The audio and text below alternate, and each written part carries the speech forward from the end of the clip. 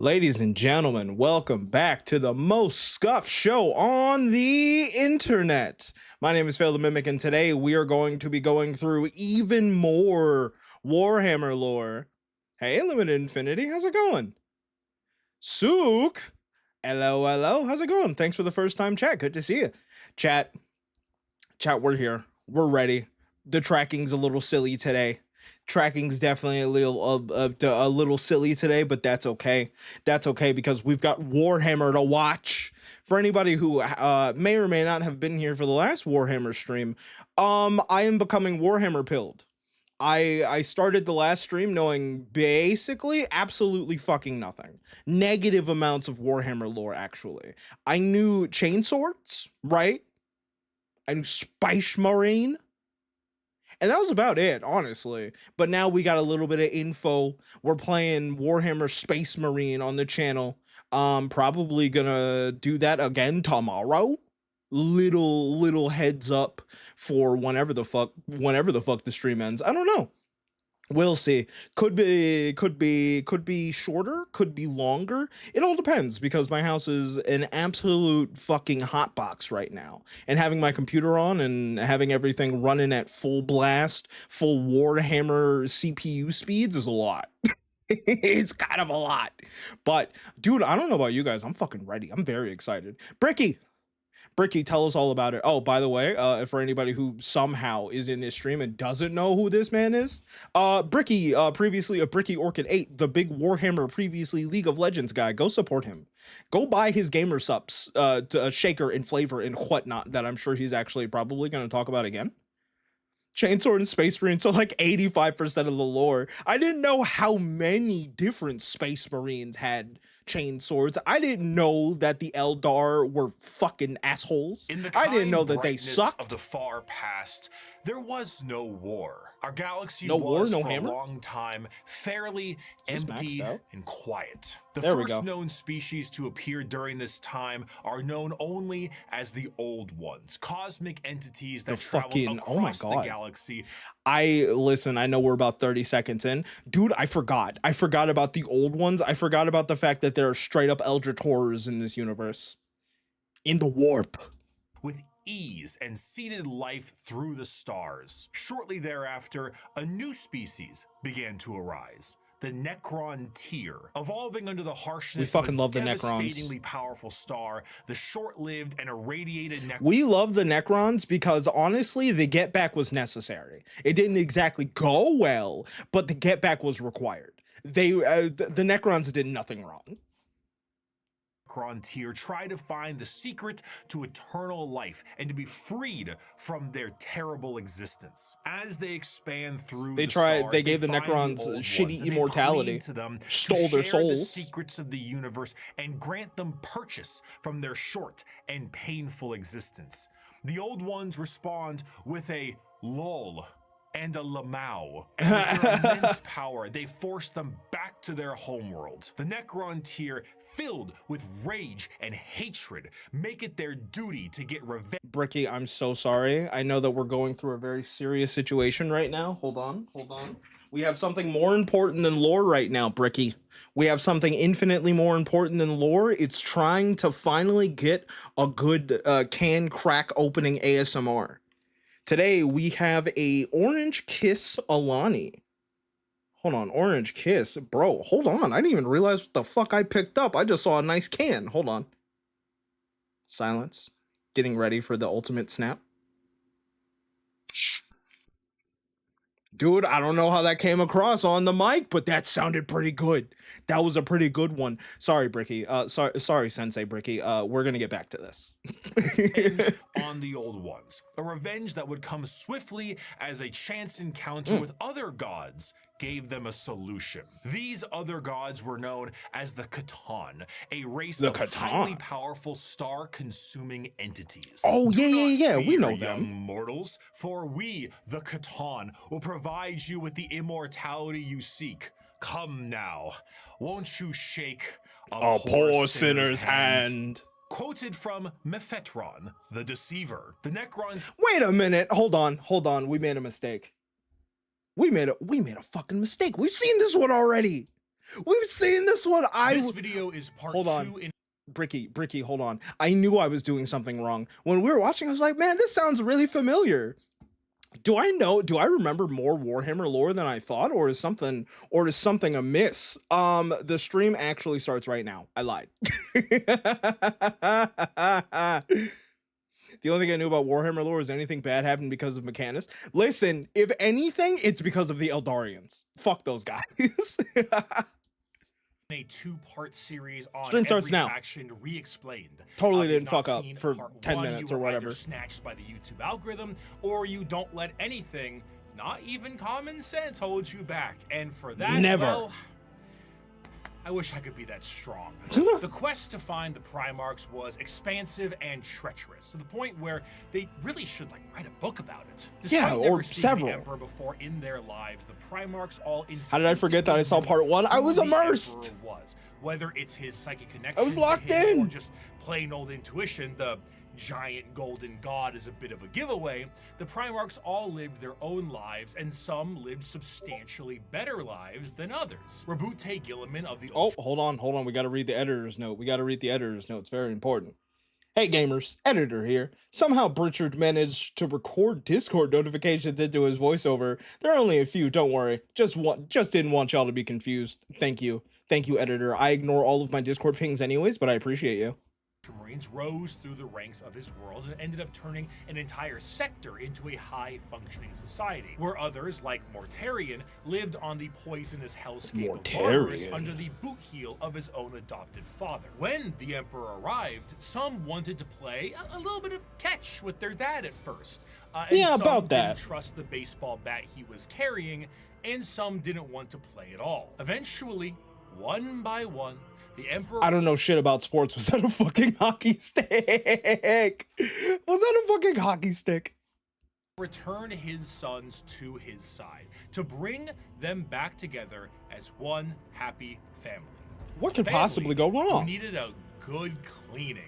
Are you tired of boring old soap? Is I your son am. the foulest being ever? Do your eyes The big sting stink. when he comes near? Well, Yes. Clean that Absolutely. man right back up with the power of Cheeky. Oh, That's wait, right, Cheeky the soap? brand new moisturizing bar soap We brought love to you Cheeky soap. by Moist Critical and Bricky approved. Yes. Nurgle hates it, but you'll love it. If Bar Nurgle hates soap it, that is means always it's so perfect. Sticky and has a ton of fuss, but now you'll be glowing to the surprise of Lehman Russ. Cheeky soap is so good, we didn't even take a down payment for the sponsor. That's What? right. We love this My man's soap just in so the much, bag. We are operating on 100% commission. We are supported Whoa. purely and only by those of you who buy Cheeky. It is the best bar soap we have I should ever have used. That used is not a Bricky's hyperbole. code. Your satisfaction is guaranteed. It Take is. it from the man himself. Oh, we're gonna Bricky's get right. moist. It's very good. Enjoy a multitude of flavors, including lo-fi lavender, Pope Francis, just soap, touch grass, and absolute cinnamon.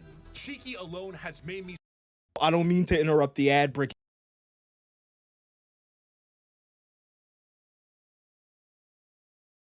Flavors, scents. Dude, is it crazy to call soap scents flavors? I feel like that's not crazy. Obviously you're not supposed to eat the Cheeky soap. This is me coming out and saying do not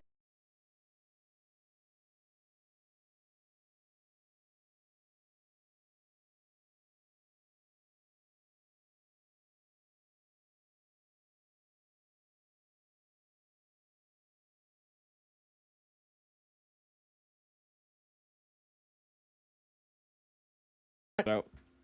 Not sponsored.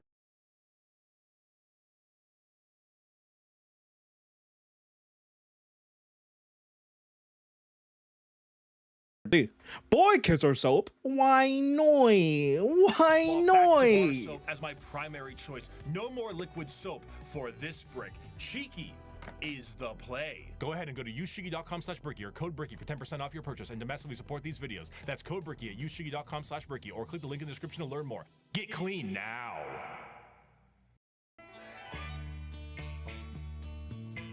Damn, bitch, you do live like this. That's crazy. Oh yeah, so half his sons turned on him. Surprising After the Emperor was absolutely able to no bring one. all of his sons back into the fold again, he sent them on their way with his end goal in mind.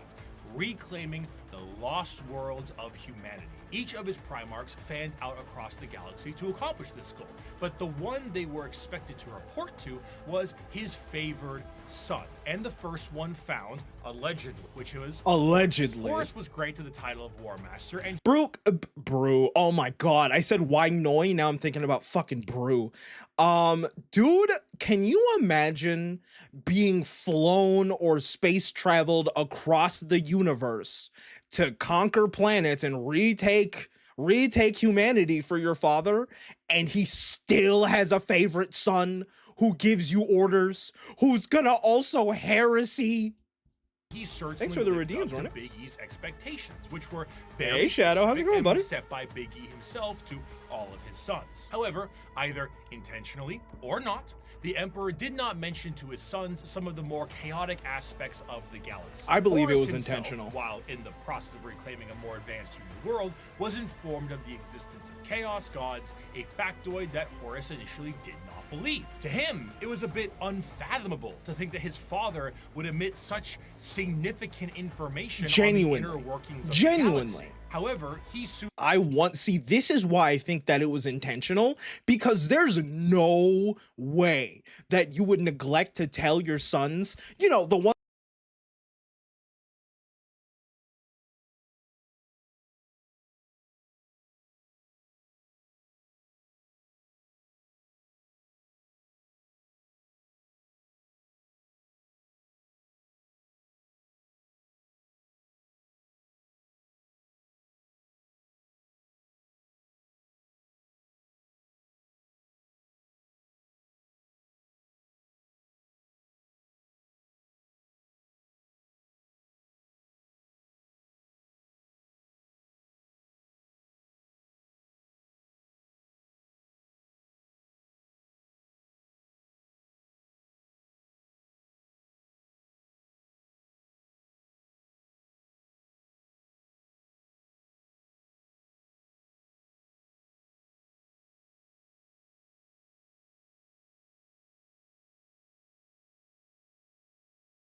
realized this was the truth, and this betrayal was unacceptable. With the astronomical weight put on his shoulders and his father immediately leaving it all in. Hold on.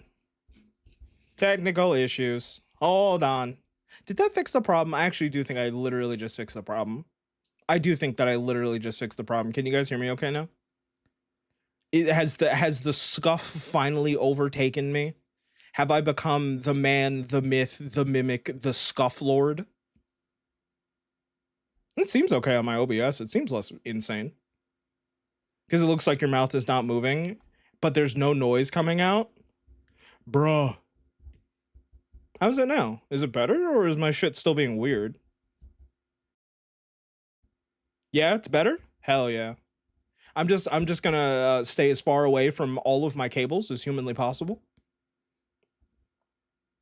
Bro, I have to, side note, not at all lore related, but now that OpenAI is dead, dude, I'll actually be able to buy fucking RAM. It's not going to change any of the scuff problems that we're having right now, but holy shit, brother, we're going to be able to afford RAM again. His hands, hey, William Afton, how's it going? Slow corruption of his Can hear you now, but miss whatever you said when Horus was on the screen. Oh, okay. No, we need to go back because that's very important. There's no possible way. There is no possible way that the Emperor just forgot. The Emperor just forgot to tell his sons about this, especially Horus, his favorite son. There's no way that he just incidentally forgot to tell him. That was intentional. That was intentional. I don't know why he would intentionally do something like this, because it seems like a really, really bad idea, but he definitely did that shit intentionally. There's no way he didn't. Change his tune. Horus began amassing a following behind his father. I need delicious RAM. Delicious DDR5 RAM. To usurp him from his throne on Terra. While this was occurring, Magnus the Red tried to FaceTime his dad back on Terra. Minotaur son, absolutely. Better yet, Ram son. And the demons of Minotaur daughter. Due to this damage, the Emperor was forced to sit on the Golden Throne to assure that it would continue to function. Ultimately, half of the Primarchs would fall to chaos, and the remaining half How could would they fight not? back viciously against their brothers. Horus eventually gained the upper hand and arrived in orbit above Terra itself, and after antagonizing his father enough, the Emperor temporarily removed himself from the throne. Oh, dude, he got rage baited! Putting his old friend there as a seat warmer, and went to confront Horus himself on the Vengeful Spirit, his flagship. The Emperor faced down his son, and after a heated battle and 64 novels, the Emperor managed to obliterate Horus on a subatomic level, but not before his favorite son was able to mortally wound the Emperor. Hold on, there's a lot going on. Not only did he rage bait his father to his death, he removed him at a subatomic level. That's outrageous. 64 novels? Are we serious? Is that a bit? 64 novels is, dude, what are you writing, the Worm web serial?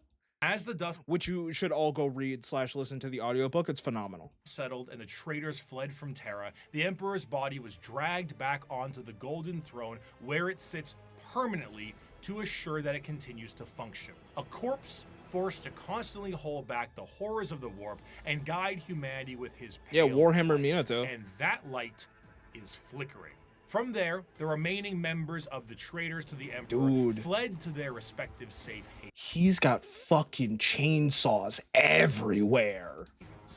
These are the veterans of the Long War, the Long War. And to them, XCOM? the wronged. Those who would let the galaxy. Hey, Gomon, welcome in, buddy. How's it going? Glad you're alive. In the flames. These are the. Yes, the Chaos Space Marines. We've been wanting to get to these guys. I've been hearing a lot of cool shit about the Chaos Space Marines. I'm very excited. And what are the achievements of your fragile Imperium? It is a corpse rotting slowly from within while maggots writhe in its belly. It was built with the toil of heroes and giants, and now it is inhabited by frightened weaklings to whom the glories of those times are half-forgotten legends. I have forgotten nothing, and my wisdom has expanded far beyond mere mortal frailties. Dude, the lines from these books are always so hard. They always like fucking rip through your skin, grabs your heart, and goes, is this not the sickest shit you've ever heard in your entire life? And then it crushes it, and you say thank you.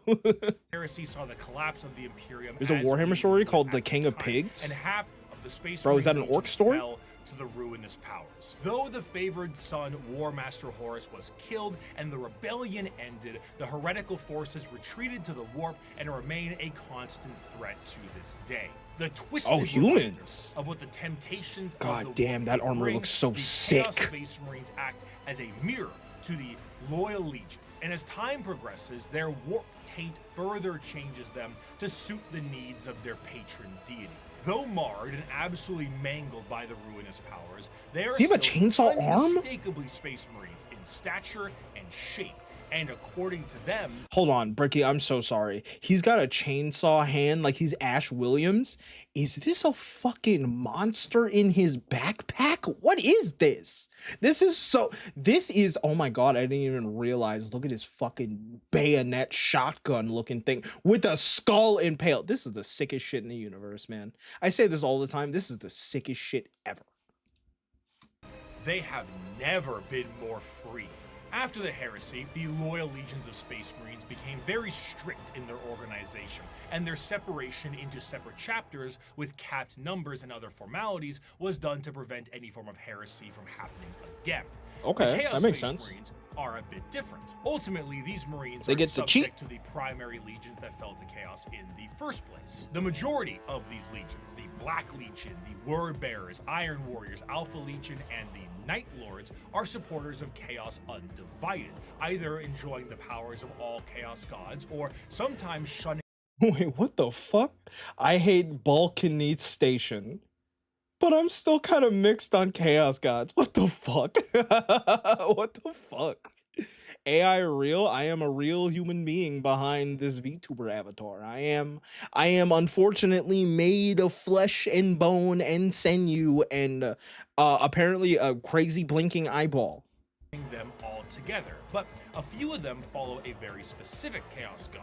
Thousand Sons are followers of Zeech, the Death Zeech. Guard Nurgle. Slaanesh has their claws in the Emperor's Oh Children. my And god. the World Eaters are avid followers of Khorne. From there, the legions themselves are separated into roaming war bands Dude, that they're so may go fucking under their own crazy. unique names or may stake a claim to one of the primary legions. Most of the gear and armor of a Chaos Space Marine remains the same, but stylistically it changes quite a bit. Oh, the to Chaos reflect Space Marines take intention trophies. or their Oh. God. The Death Guard's armor has become rotted and full. Holy shit. If you just showed me this, I wouldn't even, if you just showed this to me, I would be like, oh, Nurgle tried to make his own Space Marines. This is horrific in the best possible way. This shit is so unbelievably cool. Oh my god, dude. If you couldn't tell, I'm still like fudging with my tracking. Hold on, ignore me. Ignore me trying to not be the most cross-eyed individual on the planet. Full of gaping mouths and plague-filled boils. The World Eater's sharp and violent armor reflects. Are there AI VTubers for real? The chaotic noise of the Emperor's Children armor. Dude, hold on. Bricky, you can talk about their nipples in a minute. I gotta. Stylistically, it changes quite a bit to reflect the intention of the Legion or their patron god. The Death Guard's armor has become God, he's rotten so and fucking full of amazing. gaping mouths and He's horrifying. boils. The World Eater's sharp and I violent love armor space reflects sharks. that I love universe space and the animals. They're chaotic cool as fuck. noise of the Emperor.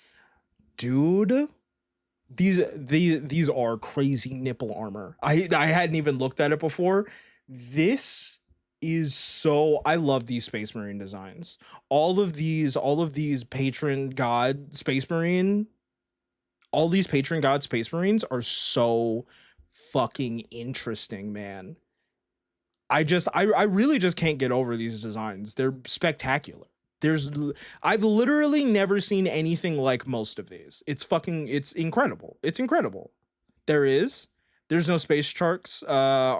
Wait, the space sharks are a chapter in 40K? Wait, what? Bro, I thought we were dead ass talking about space sharks. I'm over here thinking about street sharks and shit. Children armor, nipple rings included, pleases Slaanesh. You get those for free. Due to the taint of chaos, the armor itself becomes less about plating and more about a new skin for any given Chaos Space Marine. Though the Chaos Space Marines have no true fear of death or numbers diminishing, there are still major recruitment efforts for their legions. However, the conscription of these recruits is a lot more chaos-fueled and is more of a forced assimilation, and in some instances, A lot of people base their the space sharks off of implementations and Polynesian other people, modifications really? are the same, and the necessity of a gene seed remains the same, but the result is a hell of a lot different. Understanding Chaos Space Marines is a difficult exercise. If we took my original video 5 years back and looked at the Imperial Knights section, it mainly Look at how big of a difference 5 years makes. Damn, Bricky, you look good, brother. You look good. focuses on big stompy robots. Now that I understand more, I can discuss the Code Chivalric, the Throne Mechanicum, Squires, and Monarchs, and bring some more context to it all. To assume Chaos Space Marines are simply the opposite side of Space Marines would be foolish. For once you that was understand my the plight assumption of their Primarch, before. you can provide a context always needed. Horus himself turned through an overwhelming weight on his shoulders and lies told by his father.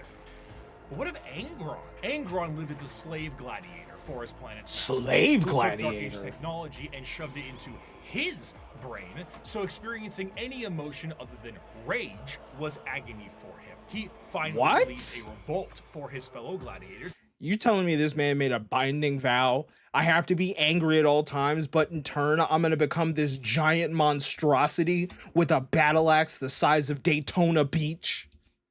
And frees himself from the confines of servitude. The Emperor finds him and says he will take him home, but Holy Angron shit, look at this guy. refuses. He will fight with his friends against the tyranny of his slave owners to the last. At the last stand, Best heretic. him and his closest friends, slave gladiators, all of them. Outnumbered and on the verge of death, the Emperor This dude's pretty forcefully based. teleports Angron to his flagship and none of his compatriots, leaving Angron to live and watch all of his friends die. Oh You my kept that God, mule Angron! Russ kept his He kin was friends. forced. The Lion kept Luther. Humans, brothers, and foster fathers, saved and raised into Legion ranks. But not me. Not Angron, no. Did the Emperor teleport calling his this guy gold-wrapped custodians down to help me in my army? No. Did he free the warhounds and order them to battle, fight alongside me? No. Did he save my brothers and sisters the way he spared and honored the Lion's kin, the way he honored Corferon? No, no, and no. No mercy for Angron, Angron the Oathbreaker, Angron the Betrayer. Ooh, Angron the Oathbreaker. Angron the Betrayer. Listen, Chad, I'm not gonna lie, Angron's kind of based. I think I love Angron, actually. I think, oh God, what's that guy's name from the last one? Oh, he was one of the Spice Marines. No, I actually think he was one of the Emperor's sons. The one that sounded like his name was fake. Oh, I can't remember what it is. I want to call him the Glob Shido of Warhammer, but I know that's probably not true. It's like Conrad Roman Kurz Doyle, lived I as think. a lonely boy scrounging the dregs of a hive city plagued by constant visions of an assassin sent to murder him by his own father. Lorgar was born on a world of chaos worshippers with abusive parents, and the Emperor Look decided at the the best way to skeleton reprimand on him. was destroy his holy city. The Emperor Hey, Leonard, welcome in, buddy. How's it going? Vengeance and suppressed Magnus at every turn. The question isn't why. Oh my God, dude, those are the chain sights. Those are the chain sights I was told about. Oh my God, dude, that shit looks as cool as I thought it would. And it's got the skull there too. I love the trophies. I love the body parts of their enemies being strewn together on their armors and or weapons. I think that's some of the coolest shit ever. Primarchs rebelled. The question is, why didn't they sooner? To them, they are not the betrayers. They are the betrayed. They were under the boot of a golden tyrant, and I mean, how finally wrong were could they be really? free from his heel. Of course, things have changed a lot. Did they since the lie? heresy, and the Primarchs of the Chaos Space Marines that have survived the fall are a twisted variant of what they used to be. They have all, for the most part, ascended to the position. I can't keep doing this because we'll be here all day. God damn, dude. I could sit here and go on and on and on about 40K designs. This is so fucking metal, dude. It's ridiculously cool. It's straight up just insanely super fucking cool. Position of demon prince and act as a direct connection between their god and their legion. However, due to the nature of the transformation and dedication to a particular chaos god, their actions tend to be separate from their legion's actions. Fulgrim, for example, is so infatuated with being a demon prince of Slaanesh that he is at times far too focused on his own personal perfection as opposed to conquest and sitting around like Frankfurter on his throne. Meanwhile, Lorgar is being stalked by a bird, so he's always on edge. The most adamant against the temptations of the Chaos God, Perturabo, was even made a demon prince as a reward for being the one who did the most work on the group project. Chaos Space Marines are a fascinating faction because there is a great deal of cognitive dissonance that is represented in them. Depending on which faction you follow, your devotion to chaos is a sliding scale, and the representation in the universe is so varied. Some are there to reap a high tally of kills for their patron deity, while others are there purely to destroy the Imperium who wronged them. Some are there to torture and maim, and some are there to conquest and conquer. There is no unifying glue. They fight each other as much as they fight everyone else, and their machinations are entirely up to their warband. You have all walked different paths. I swear I'm gonna try to pause less. That's so interesting, dude. You're all Chaos Space Marines, but you're all wildly different for not only your patron deities, but your priorities, what you choose to do, what your warband chooses to do. Being a Space Marine is kind of like being a Chaos Space Marine is kind of like being a VTuber. You're a VTuber, but what you actually choose to do and kind of like what you're all about is wildly different depending on who you are beneath the armor. And by the armor, I mean the attractive anime character that you use to sucker people in. Once you're here forever. But together, we Haha. have come to the same Gotcha. destination. The Emperor has failed us. The Imperium has failed us all. It has failed us by the laxity of its laws, the decadence of its culture, and in the injustices heaped upon those of us who serve the most loyally. It has failed us by never like having a real recognizing our job. virtues, never rewarding us for the blood we shed and bringing about its ascendancy, and never providing unity when we needed it most. It has failed us by being flawed to its core, imperfect in its pursuit of a perfect culture, and in its weakness against the encroachment of Xenos breeds that seek to twist humanity to alien ends. And it has failed us most Damn, of all whole by being novel founded in upon here. lies. The Imperium is forged by a dangerous deceit and erodes us all by demanding we sacrifice truth on the altar of necessity. Yeah, fuck This that. is an empire propagated by sin that deserves to die. And here on Istvan V, we begin the purge. From these ashes shall rise the new kingdom of mankind, an imperium of justice, faith, and enlightenment. An imperium heralded, commanded, and protected by the avatars of the gods themselves. I don't know, An man. I can empire get down strong with enough this. to stand through a future of blood and fire.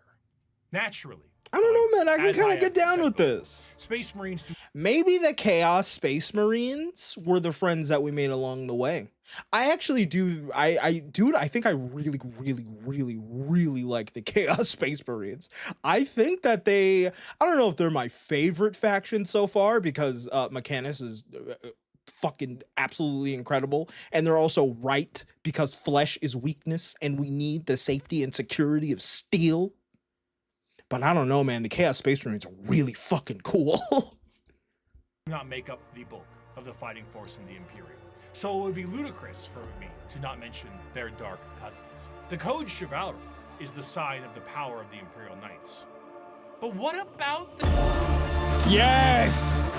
The Dark Mechanicum! This is ruinous exactly what I powers need. claimed during the Horus Heresy extended beyond just the Space Marines and the Primarchs. Mars itself was subject to a revolution that saw half of them fall to chaos as well. Dude, Mars was getting pieced up so bad in the fucking 40k lore. Mars is a hellscape. They just keep getting the worst of it. And some of the once loyal knight houses saw themselves swearing fealty to the dark gods. The falling of these factions allows for the war machine of chaos to continue uninterrupted and to have firepower. God, this equal to art's that incredible. of the Imperium itself. The Dark Mechanicum, as Yes. the name suggests, is the chaos-affiliated branch of the Mechanicus, and have a lot more free reign, much like the freedoms of the Chaos Space Marines. I wonder how they, speaking of freedom, I wonder how the Dark Mechanicum is going to feel about relics. I wonder if they'll have a similar thought process of, hey, anything that has not already been created is heresy. That's bullshit. Everything that we ever needed has already been made, and we just need to rediscover some of it. I wonder if they're actually going to be like, yeah, no, we love new technology. We love making new shit all the time.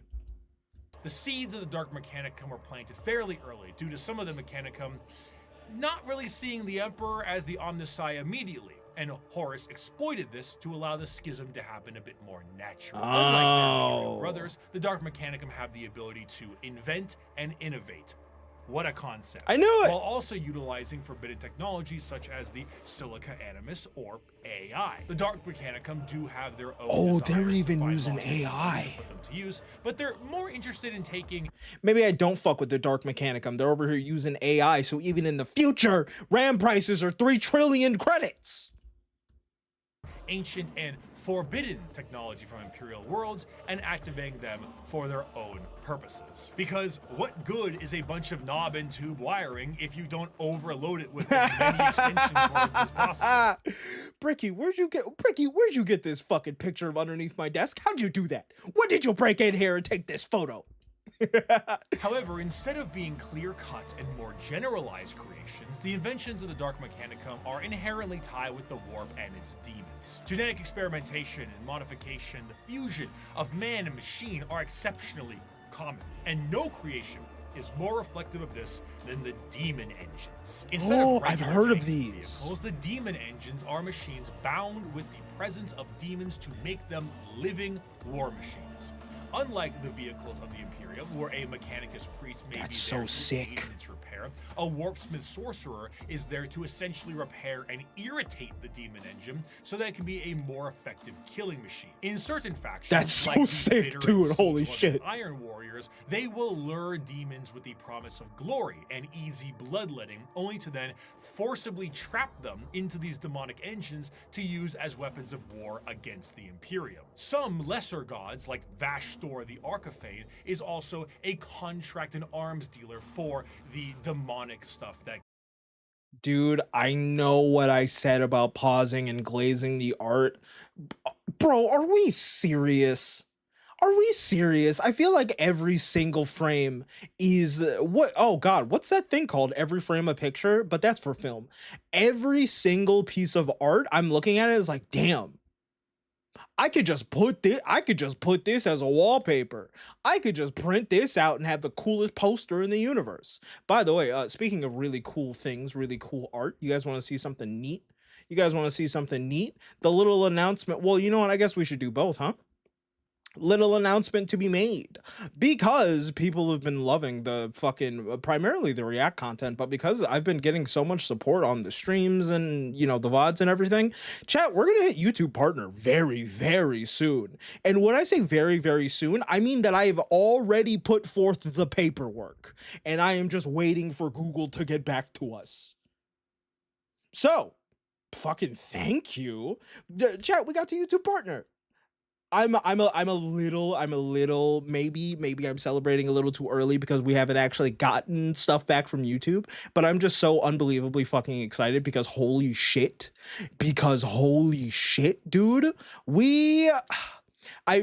oh man, you should look up Vashtor model. It's even better. Hell yeah, Gigaport. Hell yeah. The Mike and Mike, thank you for the follow, buddy. I appreciate you. But like I said, maybe this is a little early. Maybe I should have waited until we actually had like a thing back so I could pop up the picture and be like, oh my God, guys, it's so fucking amazing. But like, honestly, I thought that in order to hit YouTube partner, like have those prerequisites, like the watch hours and everything like that was like, yeah, man, once you become a 10K Andy, then, you can start thinking about that kind of thing. Holy fuck, chat, we're literally there. So thank you so very much. Thank you everybody who's hanging out, watching the VODs, watching me on stream, watching the videos, watching the shorts. Thank you so much for everybody for supporting me. I honestly can't express like how fucking happy this stuff makes me. I really appreciate you guys. I wouldn't be doing any of this shit without you. Speaking of really cool shit, and to stop being so sappy, you guys want to see this cool piece of art that I got commissioned? Boop. We got some Digimon art. Brother. Some of you guys might be wondering, hey, Fael, why did you do this super absolutely fucking incredible piece of art with Diaboromon instead of Lopmon?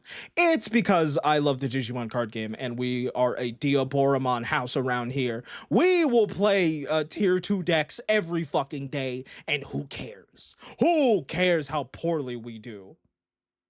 But yeah, that's all the cool stuff. That's the funny little announcement. Thank you guys again. Let's get back to the fucking Warhammer.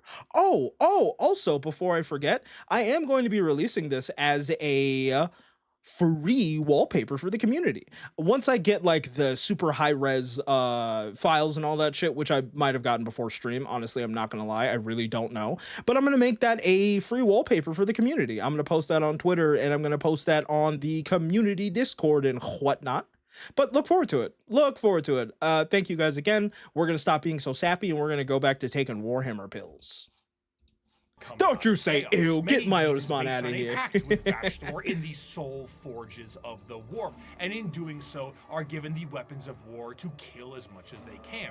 Should they do so, excellent, you may keep it. Should you not, you may I keep hope it. You enjoy your soul working in the forges for all eternity. That's what you signed with blood and oil. In addition, much Blood like their and oil. ties in the Loyalist realm, the Dark Mechanicum and the Chaos Knight houses are deeply intertwined. There were, of course, many Knight houses that swore fealty and bent the knee to War Master Horus during the heresy, but a good portion of them had no choice, as they were absorbed by warp storms and corrupted into compliance. Many of these Chaos Knights reflect the very early Dark Age God technology damn, knights he's with so more amazing. corrupted weapons. I love Throne the big Mechanicum, mecha. which once had a noble sitting and taking control of generations of previous drivers and taming a beast, is now a saddle to a monstrosity of wrath and hatred. The nobles of the Chaos Knights fight to aggravate and bring the machine to their will while combating the corrupted minds of their fallen ancestors. Some of these nobles may do such a good job that they themselves fuse into the throne itself Oh, and no! become one with the knight. If a noble dies, Dude, you either do really good and then you get cursed to damnation, or you just suffer and have a terrible time doing some horrific shit that's probably really bad for your mental health. Hold on. Sorry again, Bricky. Do the Dark Mechanicum care about mental health, I wonder? They're a lot more flexible, they're a lot more freeform. If they're down with using AI, I wonder if the Dark Mechanicum offers therapy services, or if they just have a program that, like a USB that they plug into your brain and go depression gone. All of those sad feelings that you had about the demon engine and the spirits of your ancestors and the horrible existence that you're forced to live through day in and day out for probably the rest of eternity, yeah, it's gone now. It's called Ritalin. no worries at all. Unlike the Imperial ones that require a pilot, a demon can hop into the cockpit and control it instead. The Night Worlds also see full corruption as well. Where there were once peasants, there are now cultists, and the goal of the Chaos Knights are just as chaotic as the gods they follow. Some are sent to war by the ruinous powers. Others may protect Dark Mechanicum Forge worlds, and others still No, the may be normal so Mechanicum, hyped up definitely on the not. ruinous powers that they are just aimless and reckless, hoping to unravel the fabric of the universe itself. Though the aspect of nobility is still there with the Chaos Knight, but it's hardly the same as it is on the Imperial side. As opposed to a beautiful knightly stallion, the knights here are horrifying and unpredictable monstrosities, Yeah, fueled in part absolute by the agony of the monstro- memories of the ancestors trapped within. An God invasion damn. by a house of Chaos Knights is a horrifying thing. One might ask, These are zombies. These are walking corpses. Except they're massive, horrifying war machines with flesh and skull faces, and the souls of the damned rattling around in there like caged bees. Crazy? I was crazy once. They locked me in a demon engine full of rats, and rats make me crazy. how do knights enter the battlefield? Normally they can be deployed via dropships, the standard way, but Imperial Knights can be deployed with a drop keep, a gigantic knight keep with like towers and stuff. Will hurtle They just drop a towards the fucking surface castle like a drop pod and be slammed into the ground with an excessively thunderous crash. Then, massive drawbridges slam down, banners unfurl, and huge horns play the song of their people as these lumbering robots charge out of their, again, drop keep to fight for the Imperium. So imagine this is the greatest thing. This here is dude, I'm fucking crying. That right there is by far the craziest, sickest thing in Warhammer. Dude, I don't care what we find after this. The drop keep is amazing. Yeah, let's drop an entire medieval castle from orbit. It'll crash land, annihilate the surface, and then we'll play the Song of War. Oh my god, dude, that's so unbelievably cool. Listen, chat, let me fuck around and become a full-time streamer or some shit. Man, that lore video is gonna have a drop keep in it. Oh my god, it's so amazing. That's the coolest shit in the universe. Oh my god, I'm literally crying.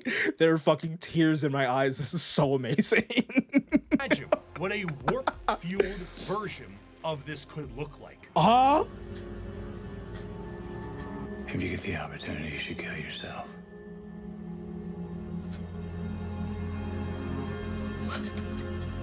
Dude, I would shit my Chaos pants Knights just hearing have about such a this. presence, the warp fluctuates in their tread. They bring doom, dread, and despair across the battlefield.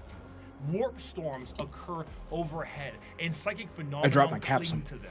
A Chaos Knight will arrive either in some warp-debased platform, or perhaps a portal itself, or climb out of a pool of blood. As the air gets heavy, the enemy feels a crippling sense of paranoia, and the sky begins to rain blood, acid, and God knows what else. The horrors of the warp have resulted in a dramatic change in technology in the favor of their forces. Though in practice, it is a horror beyond comprehension, their baseline desires don't seem that radical on paper.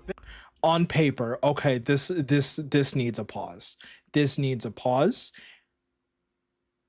These, okay, this faction's the goddamn coolest. This faction is the coolest. This is okay, I think about a lot of things through like the lens of like a game or something, right? I need a Warhammer game where you are, hold on, it's coming to me. I forget what they're called, but the infantrymen of the Imperium of Man, right? I need to be a shitty grunt, and I need to be on the battlefield when one of these horrific monstrosities climbs out of a pool of blood and just annihilates my entire regime. I need to be a small, pathetic fucking creature in the wake of these nightmares. Give Games Workshop or whoever is in charge of the next Warhammer game, because they're not going to stop. There's a trillion of them. There's a 10 quadrillion of them. I need this to happen. I need this to happen so bad. I will literally sacrifice my soul to Slanesh. I need this to happen. I need them to have a quintuple A budget. Just wait until you see the Sisters of Battle. I actually do think I've heard of them before. Are they real?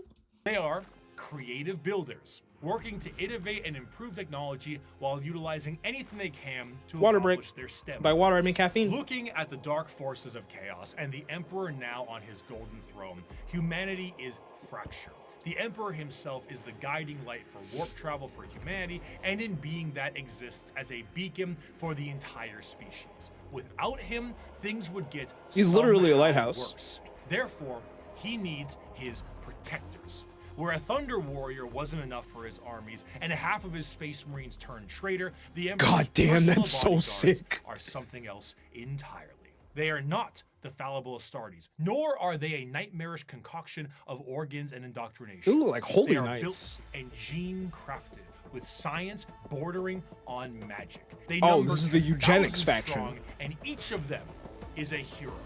They are the Oh, the Adeptus Custodius.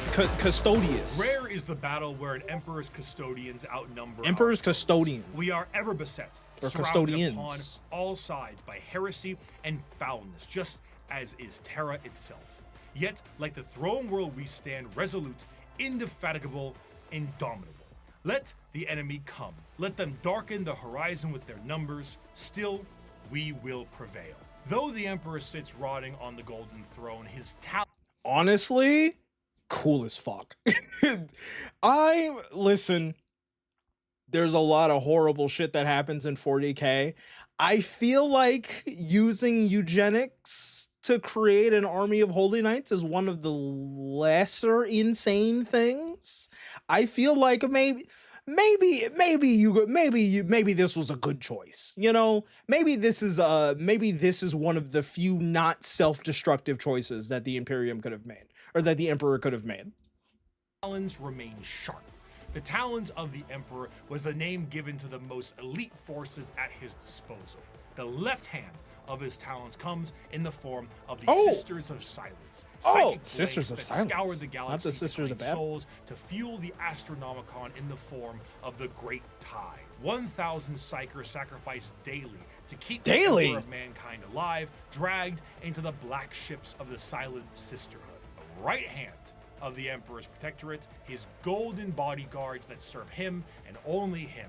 These are the Custodians. While the members of the Space Marines went out to take back... Is this something that the Sisters of Silence are cool with?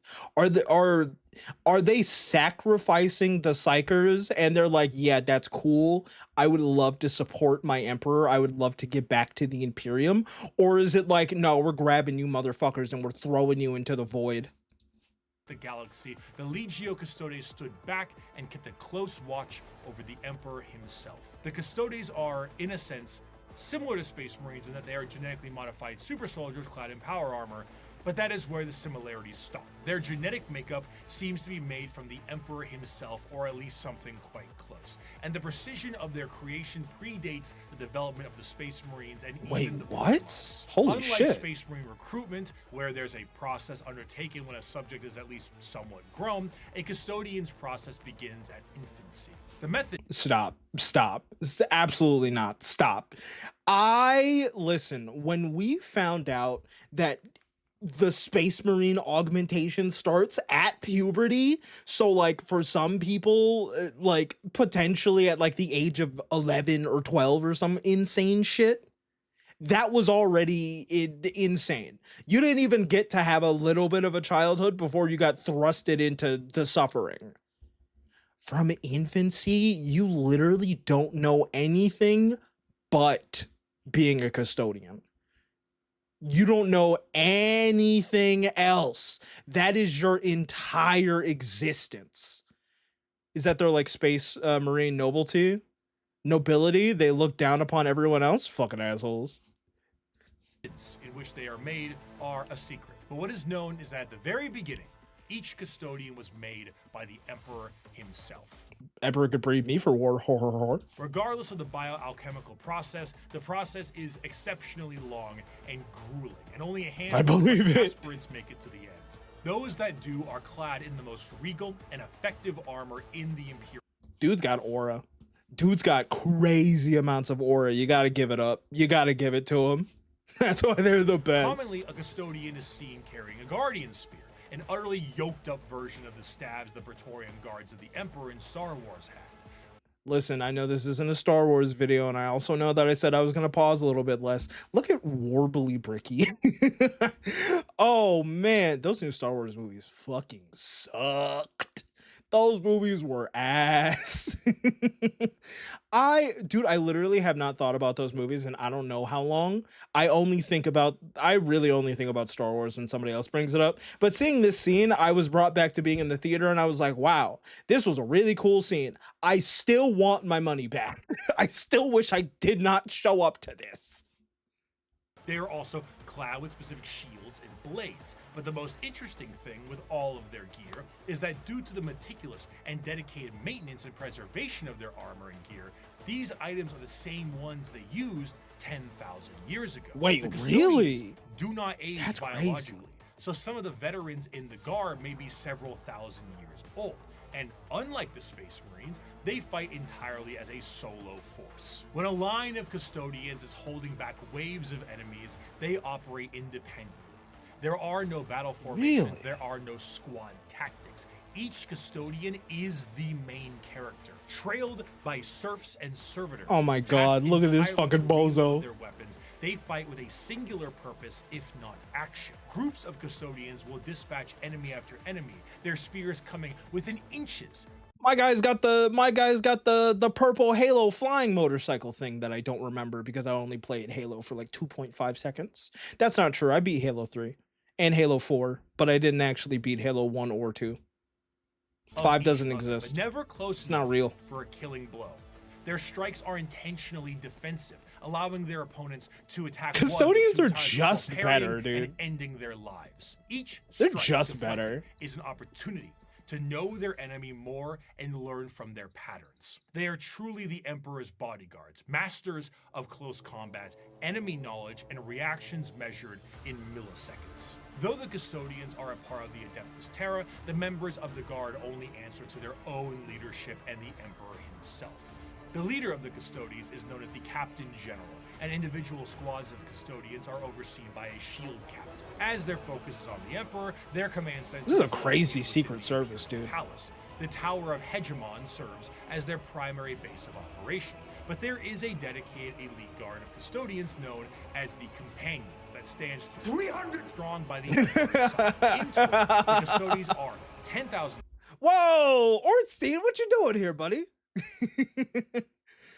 Custodians are super powerful. Every time they go to battle, the person writing the events back on the ship will write that they win even before they left the battle. Dude, writing it down is just a formality. Hey, we dropped the Custodians. All right, cool. Just go ahead and let me know when everything's done. I'm gonna hang back and eat this delicious space pastry. Strong. And when a member retires, their name is added. Are they allowed to Hall retire? Of Name, and vanish across the galaxy in a cloaked disguise to serve as eyes and ears for the Imperium. Oh, there's no such Despite thing as their retirement. numbers Yeah, and no. strength, You just get the moved to a members of different the Custodians department. Do not consider themselves to be soldiers or warriors in any way. They see themselves strictly as the guardians of the Emperor in all facets of his presence. This extends beyond the physical. Custodians believe they Bro, represent the hold on. God damn it. It's so I can't help myself, dude. I can't help myself. It's so fucking cool. It's just I feel okay, so like as a lot of you guys know, I'm very Digimon pilled. I know we have a lot of new people coming in because of the Warhammer stuff. Hi, thanks for hanging out. I really appreciate you guys educating me on Warhammer and hanging out with me. Oh god, what was I saying? God damn, dude, I love Digimon so much, and everything about Digimon makes me feel like a kid because giant robot with metal arms, giant dinosaur with metal arms that becomes hot lady. Dude, I feel the exact same way when I look at shit like this. Yeah, it's a space motorcycle that flies and it has a giant golden eagle on the front of it. Just parted enough so you can see, but still have like the crazy golden tunnel vision. Can you imagine sitting here and riding forward like 100 miles per hour? You would just, I'm sitting here and I'm like, man, this shit is metaphorically, hold on. Am I allowed to say this on Twitch? This shit is metaphorically making me hard as fuck. They also have super long names as they will add a name for every victory the Custodian gets. So the oldest Custodians have names so long it takes a full novel-sized book to write it all down. That's incredible. That's based. That's sensational. That's sensational. I'm going to steal that idea and I'm going to start doing collabs post haste, and I will take the names of everyone I collab with. And then eventually I won't be able to type my own name without ruining my search engine optimization. Emperor's ideals and philosophies. Boy, oh boy, do I have a Their titan for you. Are both physical and literary. They are the protectorates of everything the Emperor stood for, and in doing so, the Custodians are also artisans and scholars, in addition to they're being smart the too. Golden Guard of the Golden Throne. However, due to this nature of being protectorates, they have a very strong view when it comes to the Space Marines and the Primarchs. The Emperor himself had insinuated many times that once the galaxy was brought to heel, quote there unquote would be insinuated, no need for the Space Marines anymore, and they were to go the same way that the Thunder Warriors went before them. The Custodians were meant to be the judge, jury, and executioner of this will, and are biologically designed not only to be able to take down a Space Marine with ease, but to be able to go toe-to-toe with the Primarch as well. During the heresy, God the damn. Custodians mused on how These guys can fight a Primarch on their own? Dude, these guys are so insanely busted, it's disgusting. It's so unreal. What do you mean they could just throw hands with a Primarch? Being able to beat a Space Marine, yeah, I can totally understand that. You're basically Space Marine 2 Electric Boogaloo. I get that. Yeah, I'm just gonna put my paws on the fucking Primarch. Oh my god. Hey, Blood, welcome in, buddy. How's it going? Oh, Twitch chat, remember, if you don't clock in, you don't get paid. suspiciously easy it was to kill Chaos Space Marines, as if they were trained and made for that explicit purpose. Constantine Valdor, one of the We're closest talking about the Emperor, was asked Adeptus if he ever Custodians. disagreed. They with can't? Bricky on Oh, I something. must have And he misunderstood what said Bricky was saying. once, with the formation of the Hey, chicks, how's it going? I feel I do my best, but they don't. Let me ask you a very fair question. What do you do successfully? Damn. Quickly. Damn. Ate her ass up. Quickly. Quickly. Come on, girl, quickly. I hate that every time we're in Untucked, the conversations are about me. And Girl, besides the hold on. Oh man. Oh, I've seen this season of Drag Race twice. I can't remember. Oh, that's not Coco Montrese. Who the fuck said that? Oh, this is gonna drive me crazy. This is gonna drive me crazy. Oh, man. I'm so mad. I'm so mad at my fucking brain. That was literally the first season of Drag Race I watched. God damn it. 5 was enough to take on a Primarch? That's a lot. That's not bad, dude. For their distrust. The Horus Heresy saw half of the chapters fall to chaos and turn traitor against the Emperor. In the mind Was of that Coco Custodians, Montrese? the fact that half of the Space Marines fell before means that the other half can fall with ease. Jasmine They are something. fully capable of wiping out literally any force put against them, and in a sense are the final representation of the golden age of terror. However, they are forced to stand in silent and blind service to the Emperor. Chat, would you guys come to a RuPaul's Drag Race React stream? Would you guys do that? Probably not on YouTube, probably on Twitch. Now I'm thinking about it, I'm like, damn, I can't get this scene out of my head. I'm gonna watch a season after this fucking video. I'm not even gonna lie to you. and to the ill of the Imperium. And they, for 10,000 years, have stood vigil over the Imperium and have watched its rise and fall with the inability to do anything about it. While they do go out and fight some battles here and there, at the end of the day, the vastness of the Imperium means that the closest advisors to the Emperor himself are powerless to make any change. But goddamn, can they kill a Space Marine? For 100 years, I stood my watch amidst the somber shadows of the Sanctum Imperialis. I was still as a statue, but always ready, always attuned to dangers unseen. Days, months, years passed by in a frenzied blur beyond those walls, yet within, little moved and nothing changed. For 100 years, I did not but wait, yet had any threat appeared, I would have struck it down in a heartbeat. For Me 100 waiting for Chainsaw years, Man I Part stood my 3. watch, and as it ends, I can tell you this: patience is a weapon. Of course, a threat directly. Oh, hold on. It mostly depends on the Primarch. If it was larger, then yes. If it was Logar, then yes. 1 or 2 custodians can kill him, but for someone like Lionel Johnson, that sounds like a porn star. I'm not even gonna lie. You would need more. Totally. Oh, so like the custodians can totally take on Primarchs, just not solo. Just not solo dolo. To Terra itself would appear to be something foolish. It's in the deepest parts of Imperial space and is one of the most defended bastions in the galaxy.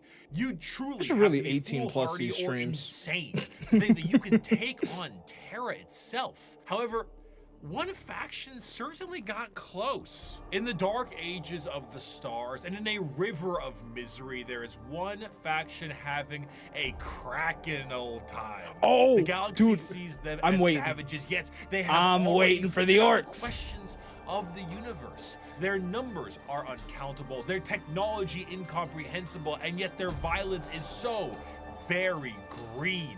I am, of course, talking about the Let's go, the Cockney Orcs, dude. the orcs. No are the worries, pinnacle Dylan. Oh, Bricky, I'm sorry, you sweet summer child. I'm gonna pause you again. I've been so excited to get to the orc part of these videos. I'm so excited, chat. I'm so fucking excited.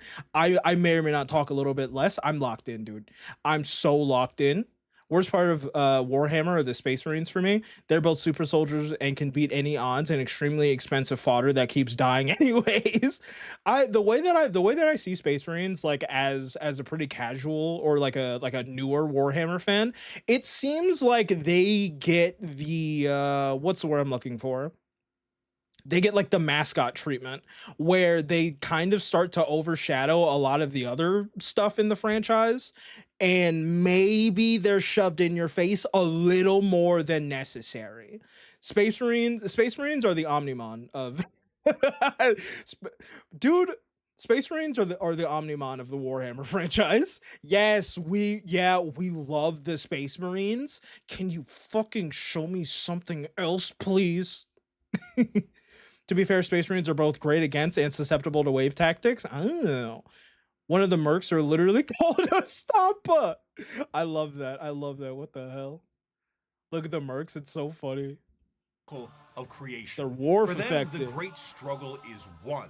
They have evolved a society which knows no stress or angst. Who are we to judge them? We Eldar who have failed, or the humans on the road to ruin in their turn? And why?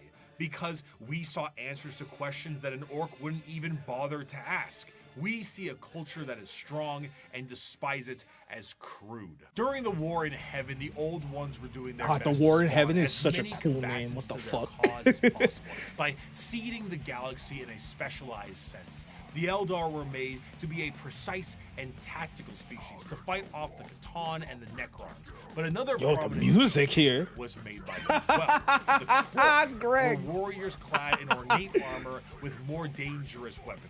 However, things changed, and these warriors changed, and the Krork are no more. They are now known as the boys, the lads, the mates, the orcs. An orc in I 40K fucking love looks it, like dude. an orc in most other fantasy media. Hulking, warlike. I really like that the orcs have like this racetrack aesthetic, like with the black and white checkerboards.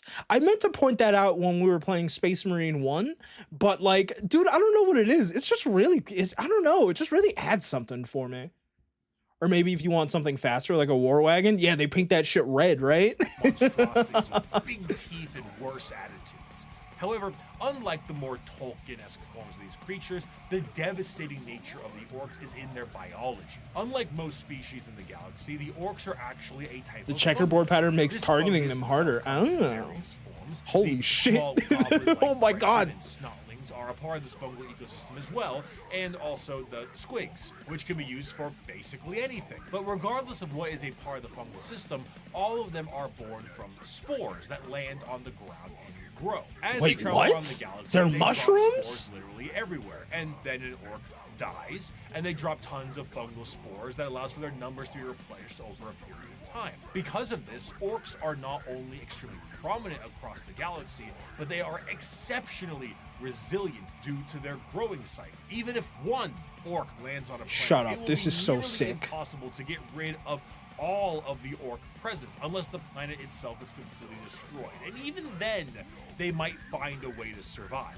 Due So they really are British, huh?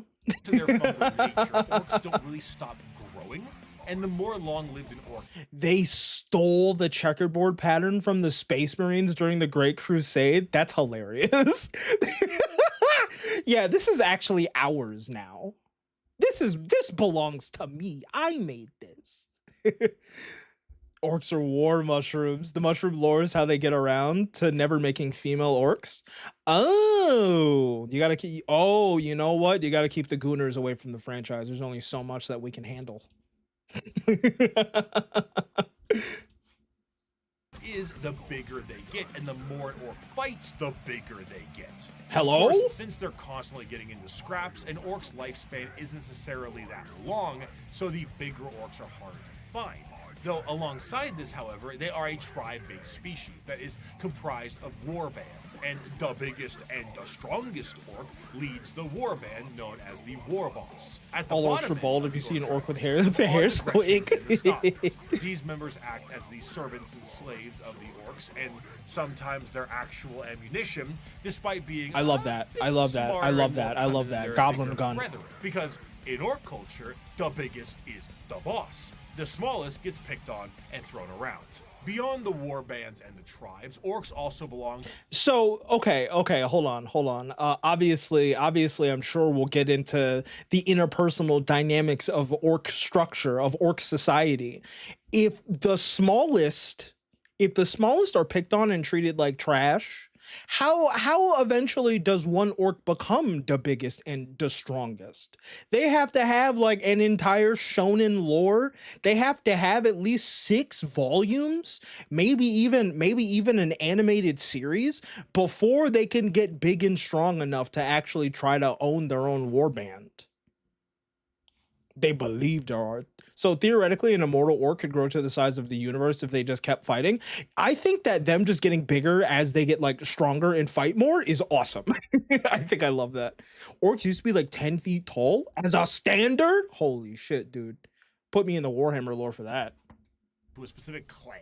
Tribes constantly shatter and rebuild, but the clans do not. They are, in a sense, a psychological state of being for any given orc, and gives an orc their specific character and traits. And to make things easier, these clans are also color-coded. So that's very easy to tell what orc Yeah, make it does easy. what. Though there are many clans out there, 6 of them are the most prominent and well-known. The Bad Moons are essentially the merchants and have a lot of money because their currency is teeth, and they grow teeth faster than any others. The Wait, Blood Axes are what? Currency is teeth, so we just rip out our ever-growing teeth so that we can be rich. God damn, dude, every single section, to think that I said that I was going to talk less during the orc section. Dude, everything about the orcs is so awesome. What the fuck? They're so good. Why are they so good, dude? Think like a game, every time they win, they get XP. They get XP and get bigger. True. If I remember correctly, the largest orc in 40k was the size of an Imperial Knight. Oh. Your own teeth are worthless. Oh, so you gotta take somebody else's teeth. Got it.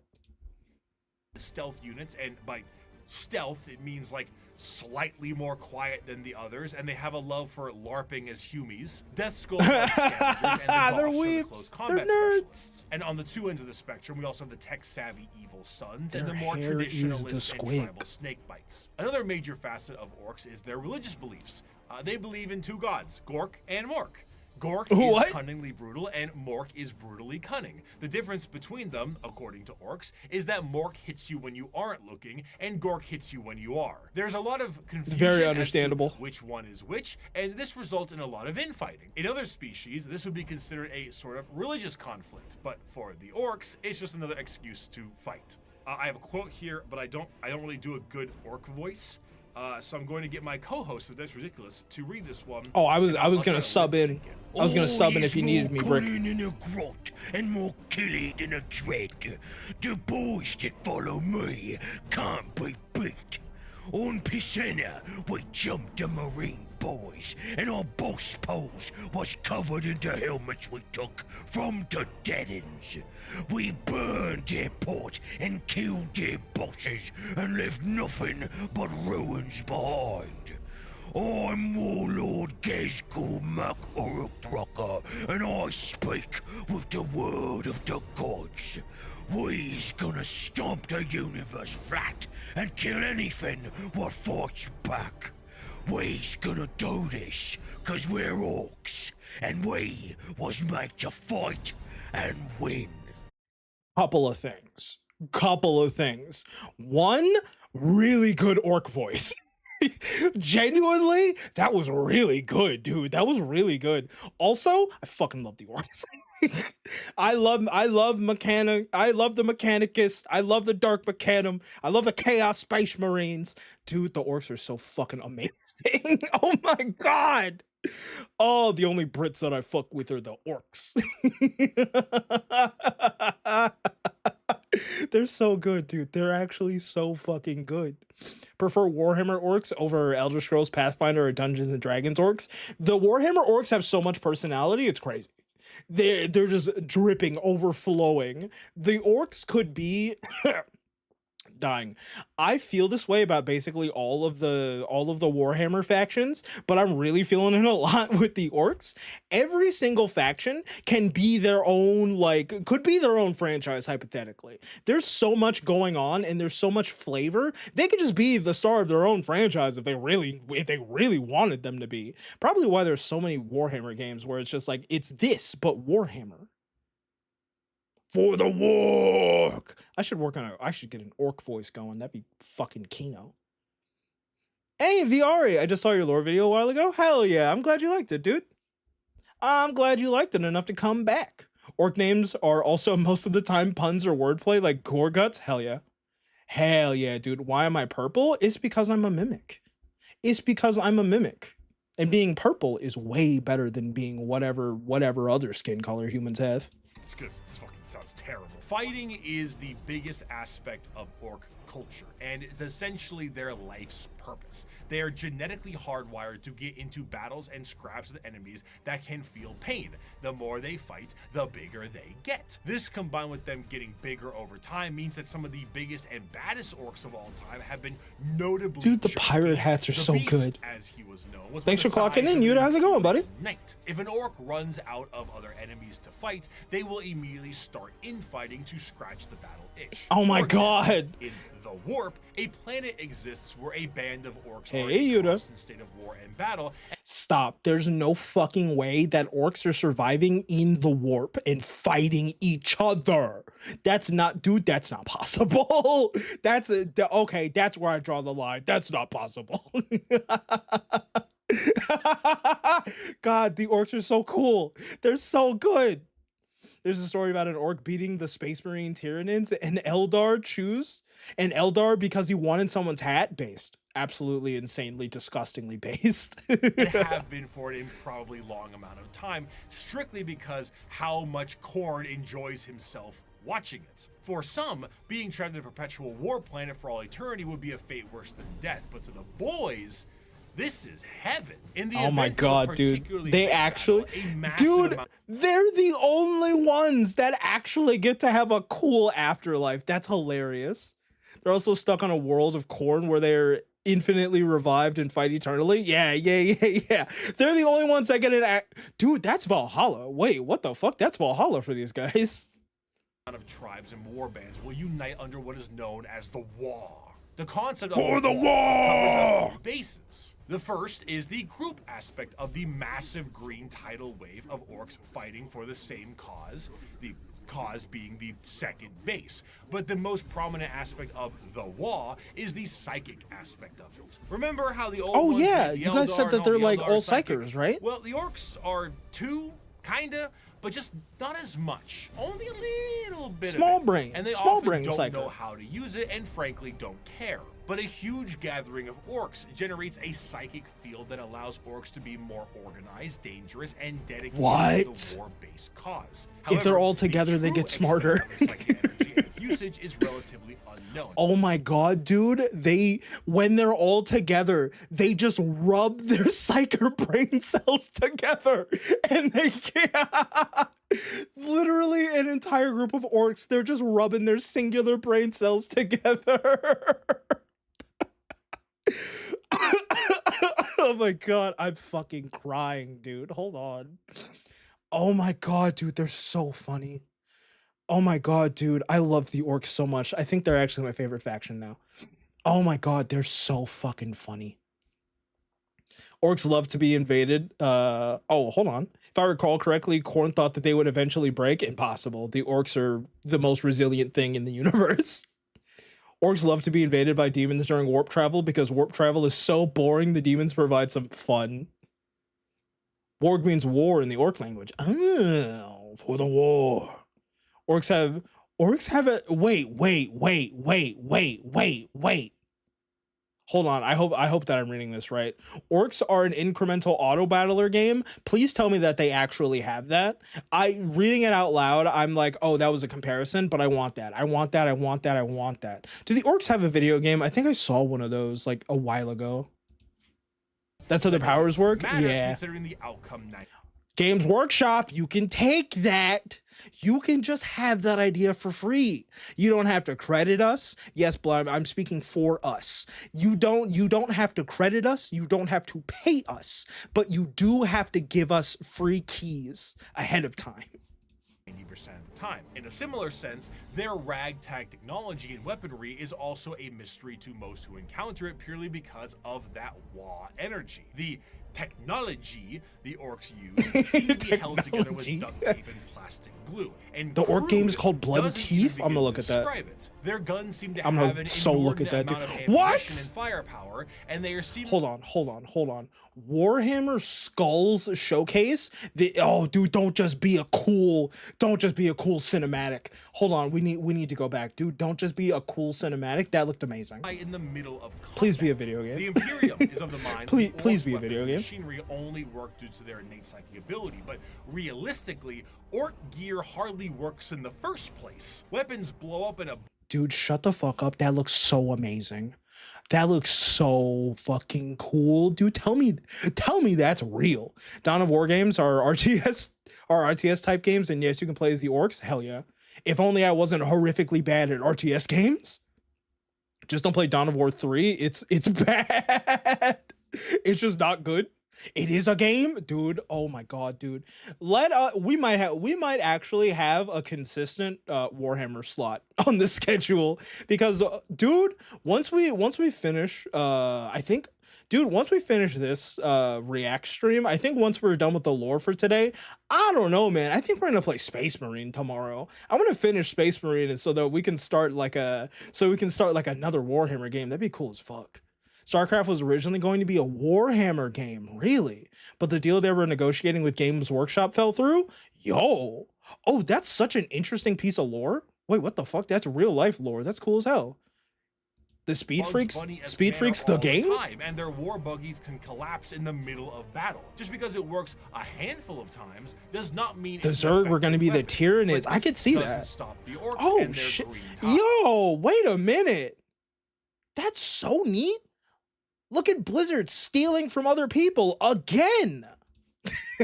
To really understand the power of the raw energy, orcs can operate. I just like purely shitting on off Blizzard. of belief. I just like shitting Now, on Blizzard. A misconception. I know they is weren't that stealing. orcs I just like believe shitting on something Blizzard. is real and it happens, but that isn't true because that's just one orc. However, there's never one orc. There's normally a few billion orcs together, and if they all believe something is true, the warp will tend to respond with a positive green light. Sometimes. Do the red ones go faster?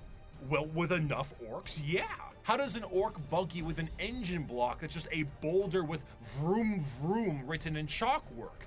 Who cares? Orcs breathing on a ship with a hull breach? Go ahead. An orc went back in time to kill a version of himself so he could have two of his favorite weapons. It is shenanigans. They're the best. Okay, I'll give it up. I'll say it right here, right now. This is the best faction in all of Warhammer. This is the best faction in the entire franchise. I'm just going to say it right now. If you disagree with me, I do respect your opinion as you are a human and you have full rights to your own thoughts and your opinions, but I do want to specify that you are incorrect. I would like you to go through the rest of your life knowing that you are wrong. They had a good faith belief that they had the deal, so they built the game while they negotiated. That's actually pretty good. That's actually pretty neat. I like that. This reminds me of a really funny orc battle joke. Lay it on me, dude. On the tabletop, the orcs have a medic. If you roll your dice, you get some orcs back. But if you roll a 1, the medic fucks up and kills one. Because of their actions and aesthetic, the orcs tend to be orcs should have presented in a windows comic for relief drive-bys. sense in a lot of media, particularly so the good, media dude. from They're their so good. perspective. They are bumbling and loud and goofy British football hooligans, and they say silly things and act in silly ways. But to the citizens of the Imperium... Sorry, Bricky, I'm going to pause you for the 300,000th time. Twitch chat, we're actually going to be going into ads in about 30 seconds. If you hate ads / want to support your streamer, please consider subscribing to the Twitch or purchasing Twitch Turbo, because that's actually a really, really good value. Can I do a gender check? I'm gonna do a gender check. What genders you got, streamer? You know what? I like to think that I'm a bisexual wet dream. I like to steal that line from Porcelain Maid. I'm a little bit of everything. Considering that I'm a mimic, I can be whatever I want to be. I have a male model. I have a different femme presenting model. I've got a lot of stuff going on, and I don't know. I chose being a mimic because it's fun. Because I can do basically whatever the fuck I want. The orcs are far from funny. They are violent and irrational creatures that take humans for punching bags, slaves, or ultimately dinner. They have no moral compass and are violent and brutal killers that know nothing else. They are genetically designed to be a violent species that was capable of beating back the Necrons and the Catan. And if the orcs were ever able to unify under one banner, they would be utterly unstoppable. However, due to their aggressive nature, their organizational skills are non-existent, and they tend to just beat each other up for the fun of it. All that exists in the mind of an orc is fighting, and nothing else. If they wipe out their enemies, they will inevitably wipe themselves out as well. They are a brutal Ouroboros doomed to an endless war cycle, but to an orc, why not does the it Ouroboros matter? Alice. If they fight and they win, they win. If they fight and they die, it was a good fight. Now that the Xenos armies are growing in strength and more are threatening the safety of the Imperium, they need to bring new methods in order to handle what they are currently facing. The Emperor is on the Golden Throne. Half the Space Marines are traitor, and they are beset from enemies within and going without. through it. So now Emperor's the got a Lords bad on Terra must time. prepare for anything possible, and sometimes the impossible. For that, they take to the stars to explore and expand. They recruit assassins for priority eliminations. They train a galactic police force and a secret police to root out any and all heresy. The lesser known, yet most feared,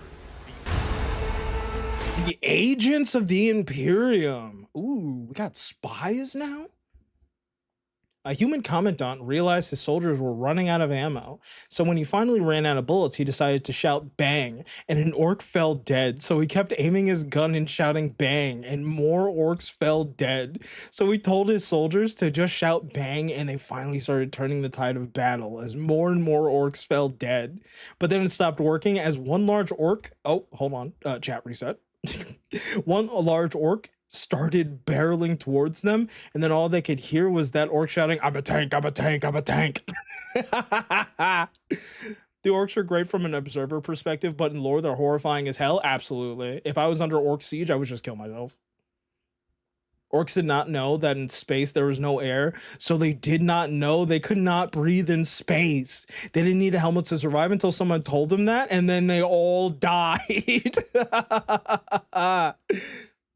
And this worked because the orcs knew they weren't using armor-piercing rounds. Oh, you know what? Obviously, dude, obviously.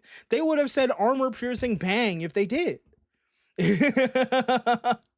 It's time for the friendly hospitality of the Inquisition.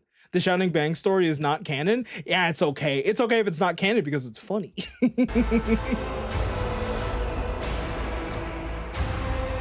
I carry with me an inquisitorial seal. It is a small, unassuming object contained in a neat box of Pluvian obsidian. It is a modest thing, relatively plain, adorned with a single motif and a simple motto. Yet with this, I wish there was a good object, streaming I can thing for sign Warhammer the 2. death warrant of an entire world. The best way to get somebody into something is to make it readily available. Just plain and simple. Speaking of being readily available, this is your regularly scheduled Common Writer yapping part of the stream. If you're not watching Common Writer Zets, it's free on YouTube. Ooh, I was going to say something really mean.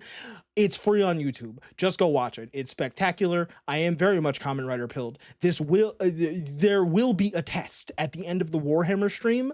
Also a Warhammer test and also a Common Writer test. If you fail, I'm going to cage you in... Why didn't the Mimic Change Redeem not work? What the fuck? Why didn't that work? I thought I fixed it. What was I talking about before my shit broke? Oh no! Go watch Common Writer Zets. Go watch Common Writer Zets. If you're enjoying the streams even ever so slightly, you should go watch Common Writer Zets.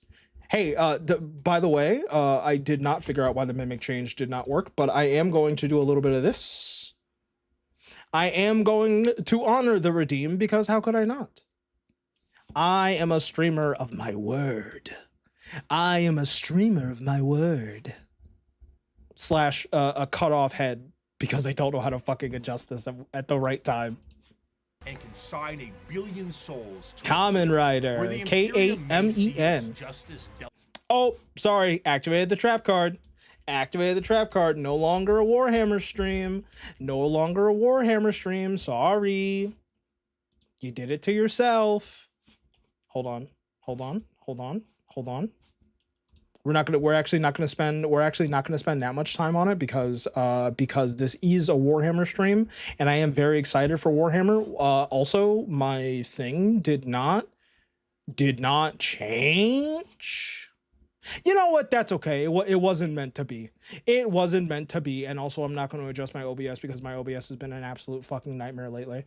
It will fail the Kamen Rider test, but I can absolutely mouth off about the detail of anything in Warhammer. You know what? You gotta pass. I'll slide you some extra credit for the Warhammer knowledge. I'll slide you some extra credit. Kamen Rider, the OG series, or that new one where the guy wants to be a Kamen Rider? Both. Regular Kamen Rider. The normal Kamen Rider, a lot of them are actually free on YouTube on Tokushoutsu's YouTube page. The streamer does have ADHD. It's really bad today. I can't fucking think straight. Long story short, you should go watch Kamen Rider because I'm very much Kamen Rider pilled, and eventually we are going to play some Kamen Rider games on the channel, but only on Twitch because YouTube will shoot and kill me the second they even hear a little bit of a dun-dun-dun, dun-dun-dun-dun. Out by the hands of its armies and the gauntlets of its Astartes. When it's just as the Emperor wanted. Cut out, it looks to the agents of the Imperium. In a meta sense, these agents are a homogenized version of Bricky. from the original video. They comprise multiple aspects of the wide and follow David, bro. I appreciate humanity and serve different roles. Whether it be the law enforcers of the Adeptus Arbites, the Voidfaring, my alerts are on the wrong layer. What the fuck? The invisible hand of the Assassinorum. Whoa. Whoa. Okay, Warhammer. Okay, maybe the Imperium of Man got something going on. Hospitality of the Emperor's Inquisition. Each has a part to play in the God Emperor's domain. She looks like she's Rogue straight out of Grim Traders are Dawn. a great example of a somewhat undiscussed part of the Imperium, its nobility. While you may see the General Imperium as a totalitarian hellscape, because it is, this It is definitely to those fucking under is. the root of the nobles that run it. Rogue traders are a special kind of explorer, and their existence. After seeing the model change, I thought of the meme. I got this anime plot right here, buddy. Trader is often an extremely special individual, and is My given tracking's the being weird, so I can't do the big monumentally boing, sized but warrant of you get some of it. allowing them to be given almost complete and utter. Let's go! Their task is simple: to chart the uncharted, Yeah. learn the unlearned, and do whatever they can as an explorer and conquistador for those back on attack. Oh This no, they are information the is, Spanish strictly Inquisition. speaking, invaluable. Whether a sector can be settled and colonies built, or precious rare resources exist on Is that Rogue Trader or is that the Mechanus XCOM game, I wonder? a floating asteroid can be mined, or a long Wait till you see lost some of the Imperial Inquisitors and world Rogue Traders? ages Yeah, spread dude. covered. It's all absolutely imperative. These rogue traders are faster than any other kind of Imperial armada, and therefore chart the direction of the entire society. Because of this, rogue traders are given a substantial amount of freedom. They have a ship and a crew of specialists, and can do things that would see any normal. Wait, hold on. So in the Rogue Trader game, obviously we, play as a Rogue Trader. So we work for the Imperium in that game then, huh? Oh, interesting. Interesting. I have, I don't know, man. I thought about playing Rogue Trader on stream, but at the same time, I know that game's like 3,000 hours. So maybe it would just be something fun to do on my own. But I am going to check out more Warhammer games for sure.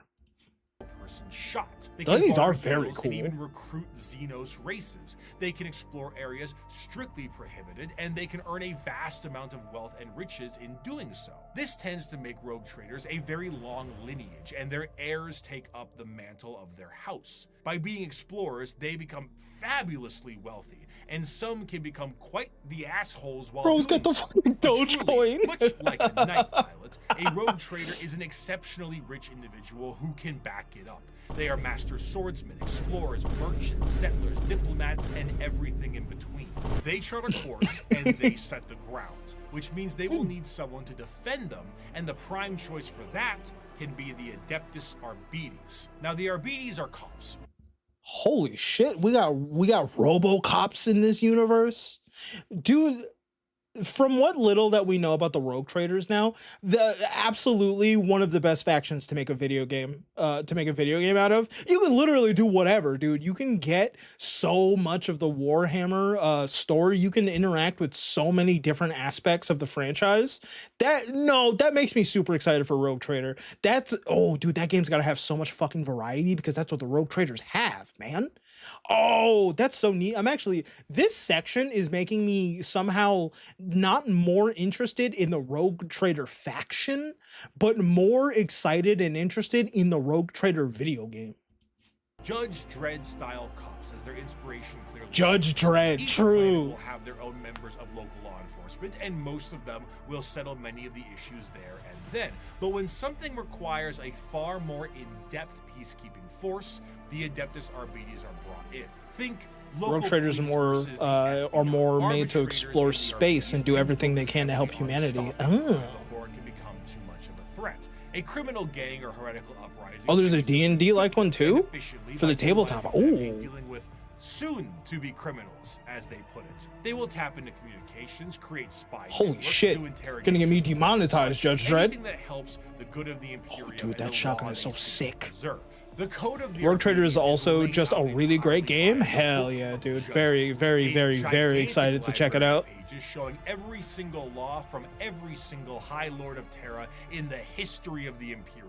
Because the Imperium is so vast, hundreds of laws are added every They judge single on my day, dread till I and the library Sylvester continues to Stallone. grow with more and more laws and judgments. While Arbites Arnold themselves Schwarzenegger, carry never a mind, that's small who played version Judge Dredd, called right? The Book of Law on their person, this does end up creating a system where the unjustly prosecuted will never escape their prisons. If an innocent is wrongly convicted, any form of legal counsel will need to go through the Book of Judgment to help get The them Book out. of Often, Judgment? this will require hundreds of years of litigation in which they will eventually expire before they can be deemed wrongly convicted. Innocence is irrelevant. You have been judged Bricky, hold on. One second, brother. So when you say there's a couple different tabletops, like, is this equivalent to like D&D going from 4th edition to 5th edition? Or is it like, hey, this is a box with a specific, like, oh god, what's the word I'm looking for? I've only played like a little bit of D&D, so I can't really relate it to too much. But is it like, hey, this is a box of a one-shot kind of deal? Or is it, hey, this is Warhammer 7th edition or what have you? The Judge Dredd dudes also have robot dogs? Hell yeah, guilty dude. of transgressing the Lex Imperialis. Do not compound your guilt by evading punishment, as there are greater crimes, so are there greater sentences. Of course, Shit. should something go out of the hands Damn. of the Adeptus Arbites, there is always the RPG and an silent army hand of the game. Officio Assassinorum to take their place. Naturally, the Imperium has assassins, and these assassins are sent to dispatch important figures that would not normally be handled by simply Oh, sending you know what? waves That and makes waves of sense, guardsmen Dio. at it. That makes The sense. That's cool. Assassinorum is headed by the Grand Master of the It's like two Assassinorum, totally who is different a High games. Lord of Terra and perhaps the shadiest individual. Damn, in the Warhammer's got galaxy. so much At his cool shit, disposal man. are multiple types of Completely assassins that different all systems? specialize in various things. Their training is extreme and absurd. Being a Aspirant Warhammer children fan is are often crazy, subjected dude. to Hunger Games style combat with each other on the ride over to the temple. Then you get low gravity, high pressure, traps, horrendous physical and mental strain, and everything in between. Then their minds are wiped completely, and the real fun begins. An Imperial assassin Whoa! is nothing to mess around Bro, with. look at this They are some of the 90s comics fastest looking moving and fucking- hardest hitting things the Imperium has at hand, and can go toe to toe with Space Marines depending on which temple they are from. Some, like the Vindicares, are master snipers who lie I've in actually wait heard that for name weeks, before. days, or even months just to get the perfect headshot from 5 kilometers away and disappear. The Calidus Temple are masters of shape-shifting and take a drug Oh. that allows them to transmute their body into whatever they see fit. A Shit, they put me in the confidant on game. will be killed, and will They take put their me in the place before lore. killing their target outright. Or they could shift into a member of a Chaos Warband with symbols and flesh and all that to earn the trust of a cult leader before slitting their throat. The Caluxus Assassin is a psychic blank, a soulless mutation, making them appear What as the- uneasy to normal humans and downright disgusting to psychers. When a powerful psyker is causing issues, this is who you send. Their specialized psychological helmet enhances their warfare. already latent powers and will allow them to all but drain the souls from those they touch. Oh my and god, my god. It is an extreme Holy shit. Psychological warfare that can also suck your soul out in the least positive way ever. weapon used when a direct form of pressure. Oh, you have a must be Vindicate applied Mini for to an 40k? Hell yeah, otherwise dude. That's cool as fuck. cycle. Now, if you need a Man, direct pressure in I a can't more get into literal minis. way, That's the where my money's Eversoul gonna is go if I a do. drugged up comatose psychopath that is directly dropped on enemy lines and allowed to wreak havoc, killing anything and everything it sees in a blaze of movement and blood before it inevitably dies and causes a plasma explosion on its demise. Holy There shit. are other That's a temples boomer as shooter well. waiting to The happen. Vanis Temple acting as sort of like a cyber hacker. The Venom Temple specializing in poisons. But all in all, assassins move with their skin. Hey, Very, how's it going? Eversource are treated like a nuke, by the way. I could see why, dude. I could see why. Puts a Vindicare Calidus and Vanis to infiltrate a night world, kill the High Monarch of the Night, who is permanently stuck in his giant robot knight, install a new ruler in his stead, and make sure nobody knows the Imperium did it. Their missions are insanity, and their tasks impossible. Dude, that sounds and they really, do it really interesting. Thus is the power the Assassinorum I'm on wields. Twitch to farm We do not points. determine the guilty, we do not decide the punishment. We are Imagine a merely the Psyker is a cold star and the instrument blank of is a the black Emperor's hole. vengeance. There is no Yikes. form of death unknown to us. Yikes. There is no form of terror beyond our means. There is no enemy outside our reach. We are the blade that hovers over the throat of the traitor. We are the bullet that awaits the heretic's I am the skull. ballad and We the are mox, the poison bullet in the gun. throat of the alien. However, despite the prowess of the traitors, the police, and the assassins, there is one that stands above all. As the Imperium settled into its post-Emperor world, Bro, these are some of the most like 90s the max art that I've seen in a really long time, and I kind of love it. I wish there was more of it. The older ones were Warhammer 40k only. Were the only war where you would play as guardsmen, and other books where you would play as different tiers. One book for Space Marine, one book for Rogue Traders. Ooh, that's cool. What the hell? That's so cool. Yeah. I've heard of Bolt Gun. I played it. I played like, not the demo, but I played like a little bit of it. The Assassins have such 90s vibes, and their old art is fucking crazy. I love it. I really, really love it, dude. they needed a force. Where's to Rob root out Liefeld when you need corruption him? wherever it could be found. But they needed specialized individuals who could do so. Men and women who would serve as detective and executioner. This new secret police would have unlimited authority, and they would be known as the Unlimited authority. Inquisition. Inquisitors of the Inquisition are one of the most feared individuals in all of the galaxy for the common members of humanity. Trained in the most difficult of conditions and mental hardening, they have long closed their minds to the compassions of those they deem guilty. Inquisitors are, for the most literally. part, detectives. Inquisition But they're is detectives the whose authority's most unmatched fitting name. actions justified by the state The itself. Inquisitors. Similar to the KGB, the Gestapo, the Stasi, the OVRA, but unlike those organizations, the Inquisition has far more authority and is one of the only types of individuals who can commit exterminatus, the term What? for the utter and total destruction of a planet that is no longer deemed usable by the Imperium. While it is a very exciting word and a Not the funny common G notable thing word. done in Warhammer, exterminatus is Not the word actually that'll get me used for demonetized if I say it out loud. It's a last resort entirely meant to stop the enemy from gaining a major foothold or spread even more corruption. Even with 1 million worlds, the wholesale slaughter of an entire planet is still a massive blow to the Imperium. Inquisitors range quite a bit, not just in how they operate, but also in their personalities. They are often main characters for a large amount of books, as detective noir is a great genre, and they can be the most stone-cold killer or a pragmatic and sympathetic The individual. new ones are depending all on who inclusive, they but using a are. different Radical dice system Inquisitors set may after the utilize 13th methods Black unlike most Crusade. of the Imperium, such as alien tech or even demon hosts, where Puritans stick close. Bro, we got oh god, oh god, I can't even remember his name now.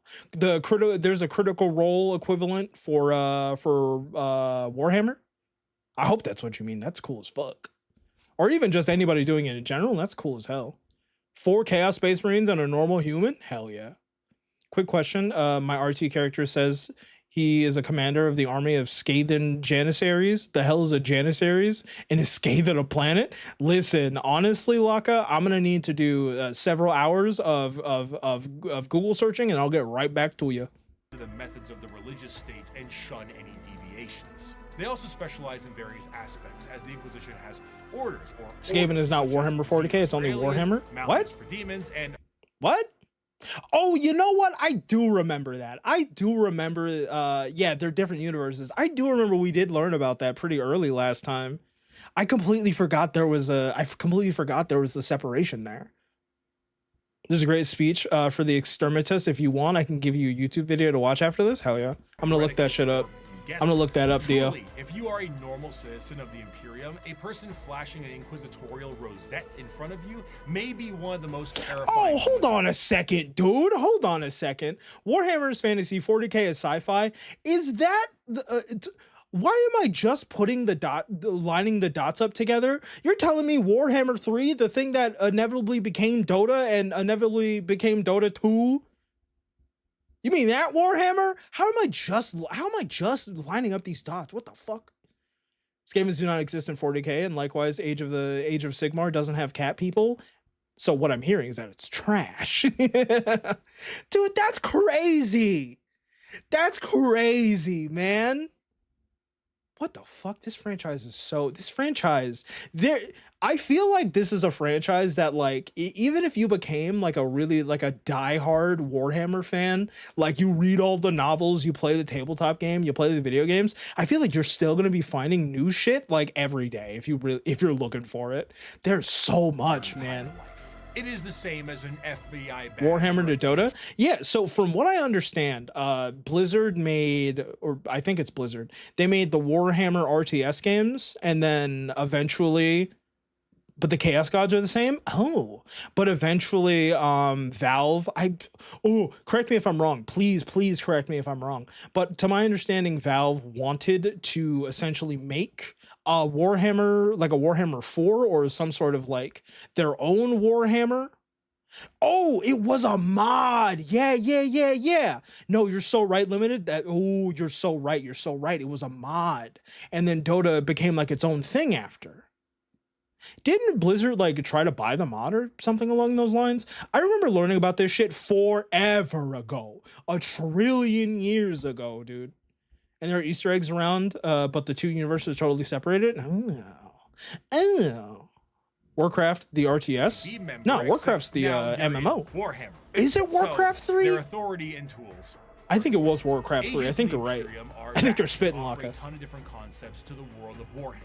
And they continue to expand as the Emperor's descent into the Golden Throne. Blizzard wanted the IP. As time progressed, check out Fantasy, check out Pancreas. Pancreas No Works video on the Fantasy factions. Hell yeah. Over a few thousand years, worship of the Emperor was not only considered expected, they fumbled the deal, then Blizzard made StarCraft. The Ecclesiarchy. And there were many who would look to the cardinal position and make desperate grabs at their Bro, that's that one lady from Darkest Dungeon. power, leaving horrid effects on the populace. The Age of Apostasy was a time of reformation in the Imperium that saw its eventual change into an overtly religious empire. During this time, everything becomes a holy war, man. Cult to the Emperor. Oh, is this the Sisters of Battle? Of the Emperor were a bit more isolated from the wider Imperium. However, as the Ecclesiarchy began to take root, one Goj Van Dyer became the High Lord of the Administratum and noticed these warriors and felt they could be useful to him. Goj himself told these warriors that he was the voice. Dude's got so much aura. Dude's got crazy dark priest aura. Of the Emperor himself and demanded they fire upon him to prove it. Having a little hidden force field that this warrior couldn't have seen before, the bullet bounced. Fucking Wizard of Oz trickery over here. Truly blessed by the Emperor. This cult became known as the Brides of the Emperor. And the Brides of the Emperor. And aides. However, Goj Van Dyer was a tyrant. And his I've been watching Apothecary Diaries. I know about the domination concubines. of the wider Imperium, which made the Adeptus Custodes. Yeah, we don't fuck with Daniel. Despite an outright we don't fuck with coup Daniel and Cheesefather. revolt against him, What's the up, Mighty deadlock Rex? was getting steep as the Brides of the Emperor's fierce combat skills kept him safe. Only once you break the shackles of judgment, you shall truly be free. AKA, be cringe and free. Be cringe, therefore you can be free. Yeah, he's like hilariously comically One evil. custodian made contact with the leader of the brides and brought her into the throne room of the emperor himself. Nobody knows what transpired in that room, save for Alicia Dominica, the custodian, and the emperor himself. However, she left the room with her hair bleached pure white from What? the interaction, marched her battle brides directly to Van Dyer himself and said, "You have committed the ultimate heresy. Not only have you turned your back on the Emperor and stepped from his light, you have profaned his name and almost destroyed everything he has striven to build. You have perverted and twisted the path he has laid for mankind to tread. As your decrees have stated, there can be no mercy for such a crime, no pity for such a criminal. I renounce your lordship. You walk in the darkness and cannot be allowed to live. Your sentence has been long overdue, and it is now time for you to die." Holy Despite shit, not having dude. any time Emperor to Pipe die, must go Doge crazy. Van Dyer found some time to do so. With his head lopped clean from his body, Damn. the brides of the emperor were no more, and the ecclesiarchy signed a document to stop Van Dyer's reign from happening again. They would no longer be Ooh, I allowed still to have have energy men drink. under arms. Men.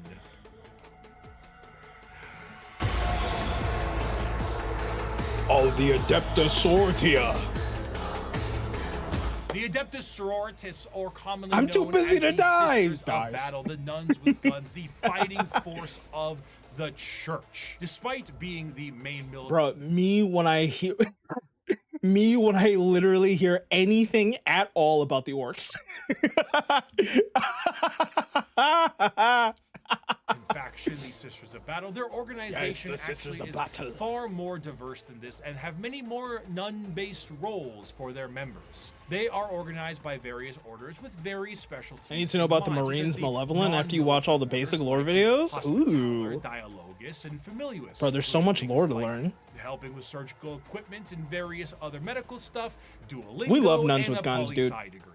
These orders are Give me further back Sister Mom to separated War, into smaller goddammit. orders in an almost Space Marine chapter sense, but tend to have more flexibility due to the nature of their work. And in addition to that, there is flexibility between the orders. It is not uncommon for a member of one of the more battle-hardened orders to switch to a more passive one once they've sustained battlefield injuries or are a bit closer to retirement. As mentioned before, It the still Sisters of Battle are a dude, part- it still blows my mind that the concept of retirement even exists. In this universe, I'm genuinely surprised that the concept of retirement is a thing at all. I hate the Marines Malevolent. I hate own those separate assholes. organization. The orders were militant and feature the highest number of any given system. They are the official fighting force of the ecclesiarchy, and they specialize in wars of faith.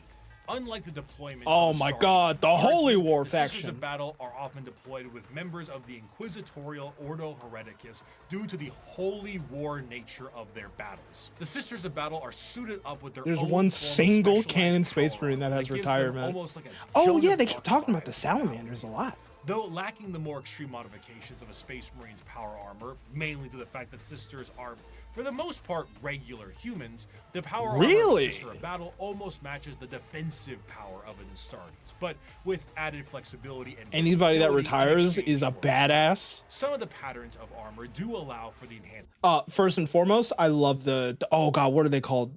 They're not called skelters, are they? The floating skull servos. I love them so much. Bro, please give me the fetuses. Please bring that back, dude. I need the dead baby skelters. Cherubs. There you go, cherubs. I need them. Put that in the new game and smoke it. What was I talking about? Oh, right.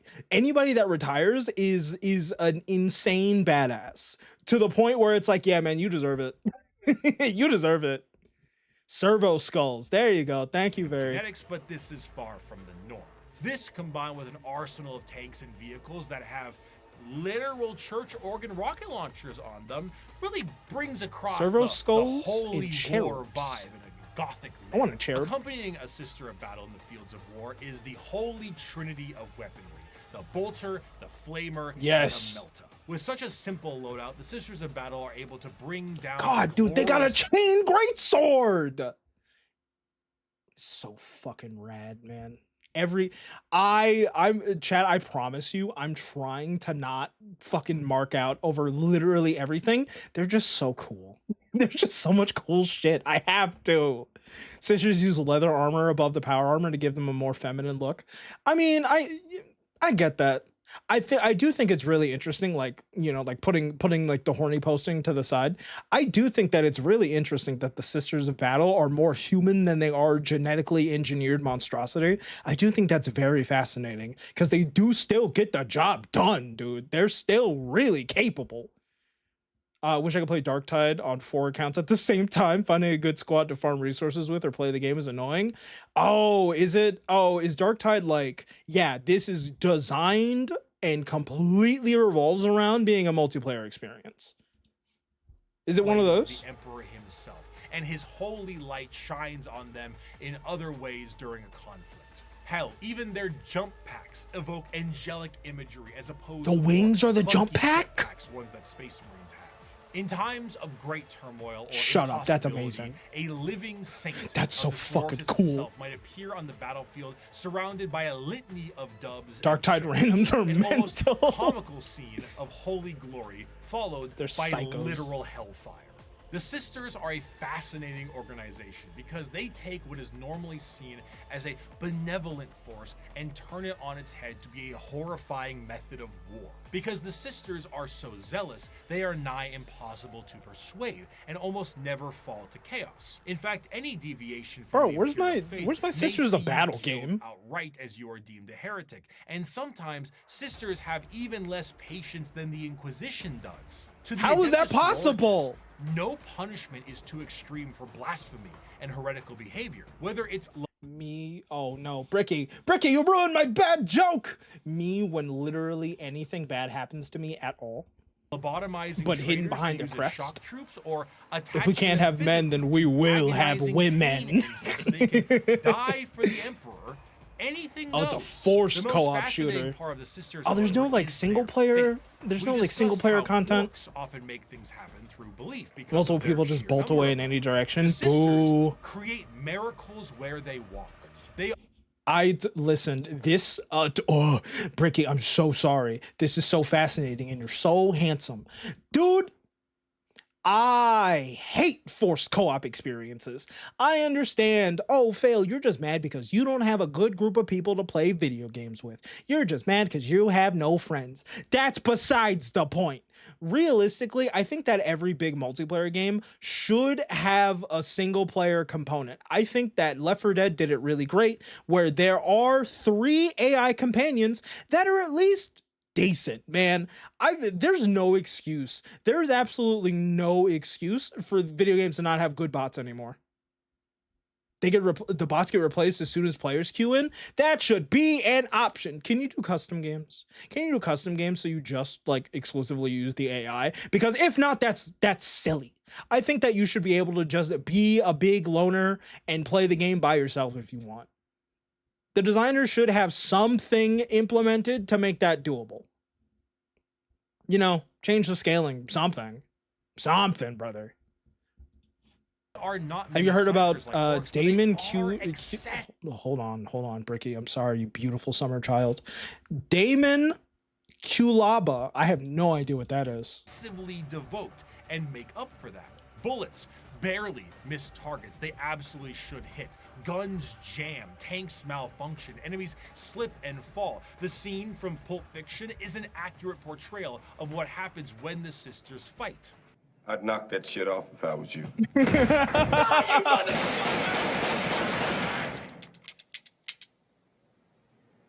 Sorry. Our passive is too good for you, loser. Should expect an accuracy, fuckboy. One of the most prominent figures is the Triumph of St. Catherine, a literal open casket with the saint of a sister's order held aloft by lobotomized servant cherubs and protected by bodyguards of the faithful. The devotion to the It's so fucking cool. It's so absolutely ridiculously incredibly cool. What the hell? Yeah, we're gonna bring the corpse of this holy sister so that we can just have the AoE debuff at all times, dude. You can play private games, but that requires one friend slash teammate to play along with. Boo. I think this is a lot all at once. It's a lot of lore, but I'm okay with it. I mean, Unreal Tournament had great bots, and that game is ancient. Exactly, dude. Exactly. There's no excuse for bad bots in multiplayer games anymore. The Daemon Kulaba is one of the worst pieces of lore known to man, in my personal opinion. Yeah, the Triumph of Saint Catherine is a model on the tabletop. Ooh, dude, that's so cool. That's so cool. Mighty Rex, you gotta tell me about it, bro. What is that? Give me the cliff notes on the worst piece of lore. The Emperor's swell so strong that acts of faith are made manifest, and sometimes angels themselves. When the sisters go to war, they have thundering organs and litanies screeching out into the battlefield, hymns and songs. They rabble off prayers on their lips and burn holy fire across the area. They spray holy water down from horns atop their vehicles. It is a genuine holy war, a procession of death. Saint Celestine is an undying deity. Bro, this is some Old Testament shit. She is needed and returning to the fold after each death. When she dies, she Water sees a crying young girl atop a mountain of bones. Her bones after every one of her deaths. She climbs this mountain every time to help comfort this crying child and is rebirthed upon the battlefield. And one day, her deaths will create a mountain so large that even she will not be able to traverse it. Is she a demon of the God Emperor? Perhaps, but she'll be shot for saying so. She is genuinely and literally faith made manifest. Some sisters may make a mistake, however, and find I wish I had more interesting commentary than this shit is so cool, but so much of this video has just been the sickest shit in the world. The sisters rule in tabletop. It's a miracle dice at the start of your turn. You roll a few dices and then you put them aside. Then you can use them to change the result of later rolls. As if a miracle just happened. What the fuck? That's so sick. Ah, that's so neat. By the way, her trials are more than one. Really? Damn, she gets the reincarnation, but she's got to go through so much shit. There are videos that cover it. Oh, it's like a gory grindhouse style horror story involving the Iron Warriors and the Ultramarines. Oh, themselves questioning their faith, disobeying a command, and even leaving their order. These sisters are what about on your own time? I ain't describing that shit. And are known as the Sisters Repentia. They generally face the front of the line head on and seek retribution and forgiveness from the Emperor himself. Though their actions were heretical, repentia on the fields of battle is an indication of an individual wanting to become forgiven. They run aloft with devices attached to their bodies and a chain sword the size of their body, completely armorless, to determine if this is how they die or if the Emperor will forgive them. Even the most famous champion of sisters, dude, that what Saint the Celestine, fuck? was a repentia. Even hey, and welcome back, buddy. Faith. And if she can do it, each trial's for her collecting the body parts of herself. Again. They don't really do third chances. The Sisters of Battle are martyrdom-enthused zealots that create miracles in their tread. Their devotion is boundless and also a direct source of their power. A whole army of power-armored soldiers shooting, burning, and melting all in their path is not gonna lie, dude, the Sisters of Battle are doing it for me. When God is on your side. By Bolter, they have the power of God and anime on their side. Flamer burst and melt a blast. The mutant, the heretic, and the traitor alike are cleansed of their sin of existence. So has it been for 5 millennia, so shall it be until the end of time. The Imperium evolving into so unbelievably raw as hell. In the tabletop, when Celestine dies, you don't remove her from play. At the start of your next turn, you roll a dice, and if you roll well, she'll just come back to life. Bro, playing against the Sisters of Battle is probably mad frustrating. I love Sisters of Battle, but I feel like the people that play them are gooners 90% of the time.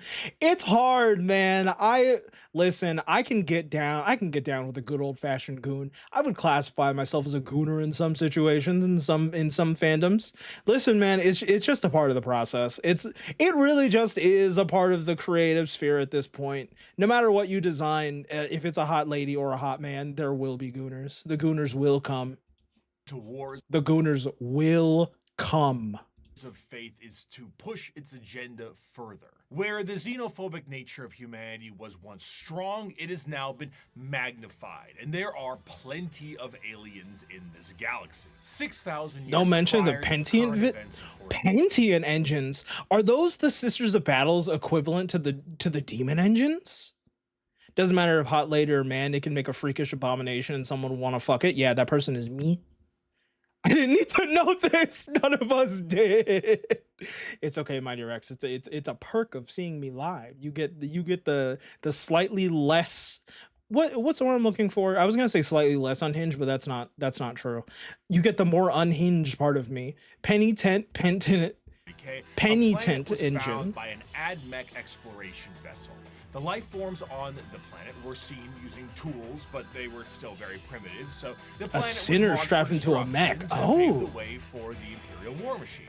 However, this was thrown off because of an extreme warp storm and that whole Doge Van Dyer thing. Flash forward to modern day, and an unknown but highly advanced vessel was shot down near an Imperial mining world, and the bodies on this vessel matched those life forms found on that primitive world.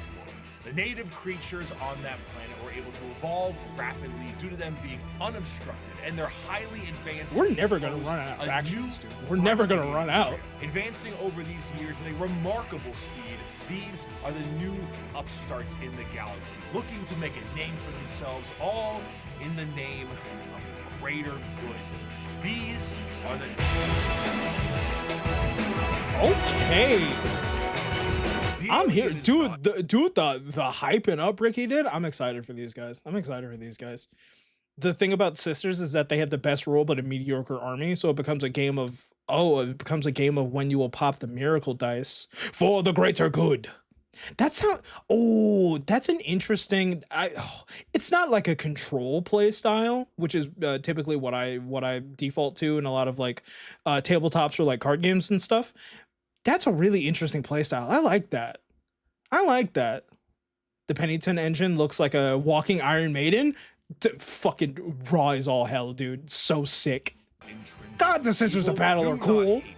Pity him his ignorance. Seek to understand his differences and acquaint him with his inadequacies. Only then will he accept his place in the greater good. Oh shit, dude. Double capitals? Proper phrase? Due to their extreme speed run to space travel, their journey to the... My guy, there's no way existing like this is comfortable. Listen, for what it's worth, Buddy does have lips. When I first glanced, I didn't think he would. This cannot be comfortable. This cannot be comfortable at all. I know the dust and debris is getting all up in your skin crevice. That shit cannot be comfortable. And just let it go, brother. Just cut it off, dude. You just gotta let it go. Stars are overburdened with playing against the Tau is just railgun simulator. Also, orcs have a fun rule that they have bad aim but hit like trucks. Hell yeah. They got that axe play style. What about the greater good? The greater good. How can this be for the greater good? The greater good. This system is it Shaun of the Dead? No. Hot Fuzz? I think there was Hot Fuzz. It's been so long since I've seen those movies. The Cornetto trilogy. These casts, in order from lowest to highest, are the Fire or Shas caste, which is soldiers, Earth/Theo, which is manufacturers and industrialists, the Water or Core, being diplomats and traders, and the Air/Core, being Navy officers. Just insert the Avatar clip here. Which is the lords and go ahead and throw Aang on the screen, editor. Unlike the paths of the Eldar, the Tau don't get any say into which caste they're in.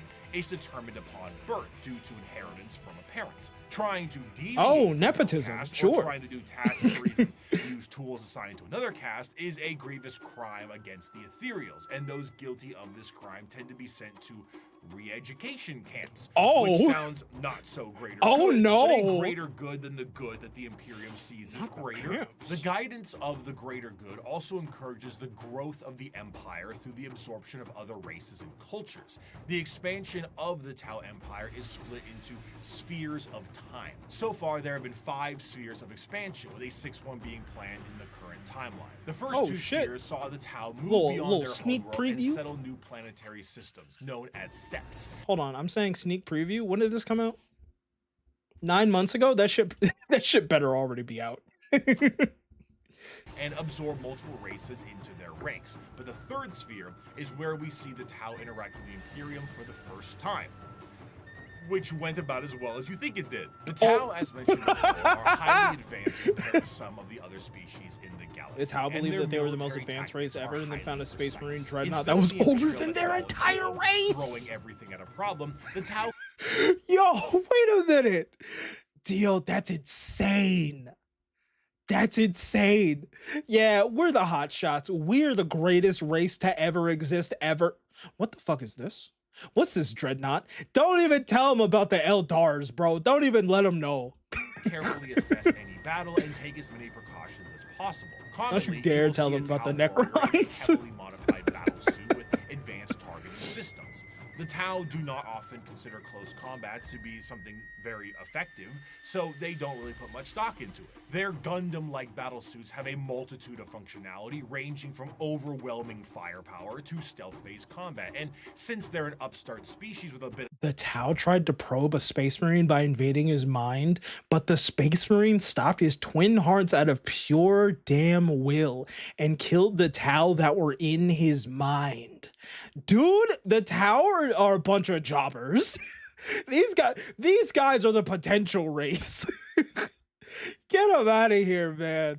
Get them out of technical here. flair, they have plenty of AI drones that help them in the field. And they're of battle. In AI addition to pilled. this, Get 'em the outta Tau here. are also joined in the Get field the Tau battle outta by here, some of man. the species that have been absorbed into the fold of the greater good. These auxiliaries often employ tactics that the Tau are unable to do on their end, such as the brute force This and music almost goes so primitive hard. nature of the Kroot, combined with the Geonosian aerial shock attack style of the Vespens. But the Tau assimilate more and more species with time, including even some humans who wish to break. They also off believe the the Titans were Imperium just for propaganda. Pick a reason. The aesthetic of the Tau also leans a bit more into the That's when the East Asian church sounded the sci-fi horn and aesthetics. started The killing large everyone. mech suits Jesus definitely evoke that Christ. Gundam look, but the general garb of These their guys are such higher-ups fucking kind of jobbers. create that motif, and they often have accents in the games that they are in. But while Tau Sick are ass looked at as Gundam, though. Gundam mech faction by some, Oh, others hey, I said enjoy that. them for the full coalition of aliens. One of my favorite images in Warhammer is this official artwork by Games Workshop.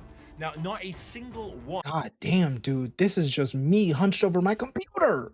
of these aliens are a faction in Warhammer, and yet they all are different species that do exist in this universe. The Milky Way galaxy is vast, and while the Imperium and many others exterminate what they can find, the Tau will assimilate those that can be assimilated. The Kroot and Vespens we already discussed, and the humans and also Votan will join them at times, but you also have the Galg, the Nigasar, the Vorg, the Thraxian, the Turellian, Oh, they got the Vorg? the Mahdi, They got the and many Vorg? others. Some of these are just one-off lines, and some are major players in the civilization. The Nikasar are, for lack of a better word, gigantic psychic polar bears with bird-like faces. The Tau Oh, have they're like psychic owl bears, dude.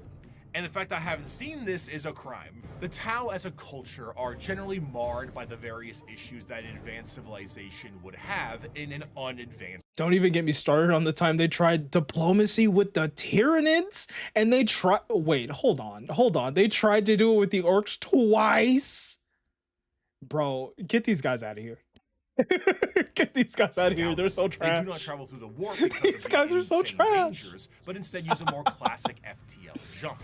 However, because they aren't going through hell, it makes them a lot slower than many other races. The Imperium might surf through hell and lose a few ships, but they will get there first. Often they will take enormous cannons and weaponry and defeat their foes before they can even close the gap. One of their light walkers carried a shit, weapon dude. of lethal The effect. Emporium has It fired a Titans and form Taus have a of small ultra-high spaceship velocity that you can play on the projectile. tabletop. The I Tau saw ship one is of the our biggest tanks model after you can being get. fired. Really? There was a small hole punched in either flank, We love the psychic owl polar bears. The tiny munition had passed through the vehicle with such speed that everything within the hull not welded down had been sucked out through the exit hole, including the crew. Damn. We never identified their bodies, for all that remained of them was a red stain upon the ground, extending some 20 meters from the wreck. Oh The my fascination of God. Tau is that in any other modern day world, their society would be horrid. Rigid caste systems, corruption, and politicking ethereals, and basically it's the greater good or nothing at all. But in the world of Warhammer, the simple fact that humans are accepted into their sphere should they please already puts them far and above the other races that would murder or eat them. Yeah, But all things despite considered, this, they are the pretty chill. existential dread that is the Tau Empire is ever so apparent. Despite being hyper advanced and welcoming a coalition of aliens, they are the upstarts and they are painfully outnumbered on all sides. Oh, they're Almost the any other faction in underdogs. the universe, given the right amount of force, can wipe out the Tau Empire from existence. They themselves might not be perfect, but their slight glimmer of hope is exactly that, a glimmer in a Oh, the dark music and is so crushing good. galaxy. Of course, nobody dares take the attempt to destroy the Tau Empire because doing so is an enormous amount of resources, and for the same reason why you don't full send your whole army to one person in a commander game of Magic. You open yourself up to player 2 and 3. But not to say it I have won't be no a idea what the struggle. fuck you Tau just said, Bricky, Empire, but yeah, when prepared, sure, are a absolutely. vicious fighting force who might delete your formation before you even see them. But they lack numbers, and in the dark corners of the galaxy, something is coming that is Oh, entirely. is this the Tyranids? Yes! Yes! The space bugs!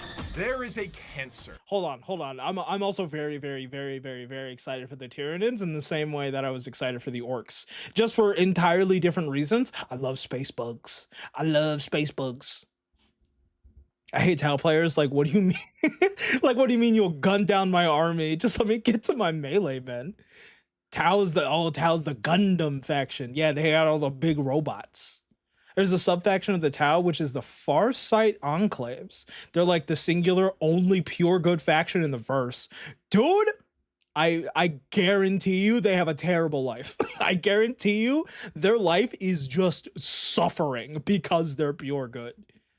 The Tau are the only non-racist species in the Warhammer universe, but they do practice nepotism. There's some good in there, and there's also some bad in there. The bugs, my buggy boys. Oh, you play them in the tabletop? Oh, dude, this one's for you, Rex. I love bugs. Dawn of War 2 is great. Oh man, I've always wanted to learn how to play an RTS. I've always wanted to like actually figure that shit out. I don't know, man. Maybe I'll embarrass myself on stream. We'll find out. They keep to themselves, but they have to do how fucking psycho everyone else is. Leaving drained, dead worlds in its wake. This horror, this abomination, has thought and purpose that functions on an unimaginable galactic scale. And You saw what all he we did can through that try to Gaussian do blur? Is stop the swarms of bioengineer monsters it unleashes upon us by instinct. We have given the horror a name to salve our fears. We call it the Tyranid race. But if it is aware of us at all, it must only know us as prey. The conflicts damn. of Warhammer 40k are God, dude, the Tyranids look so sick. Okay, listen, I'm gonna put this into perspective, right?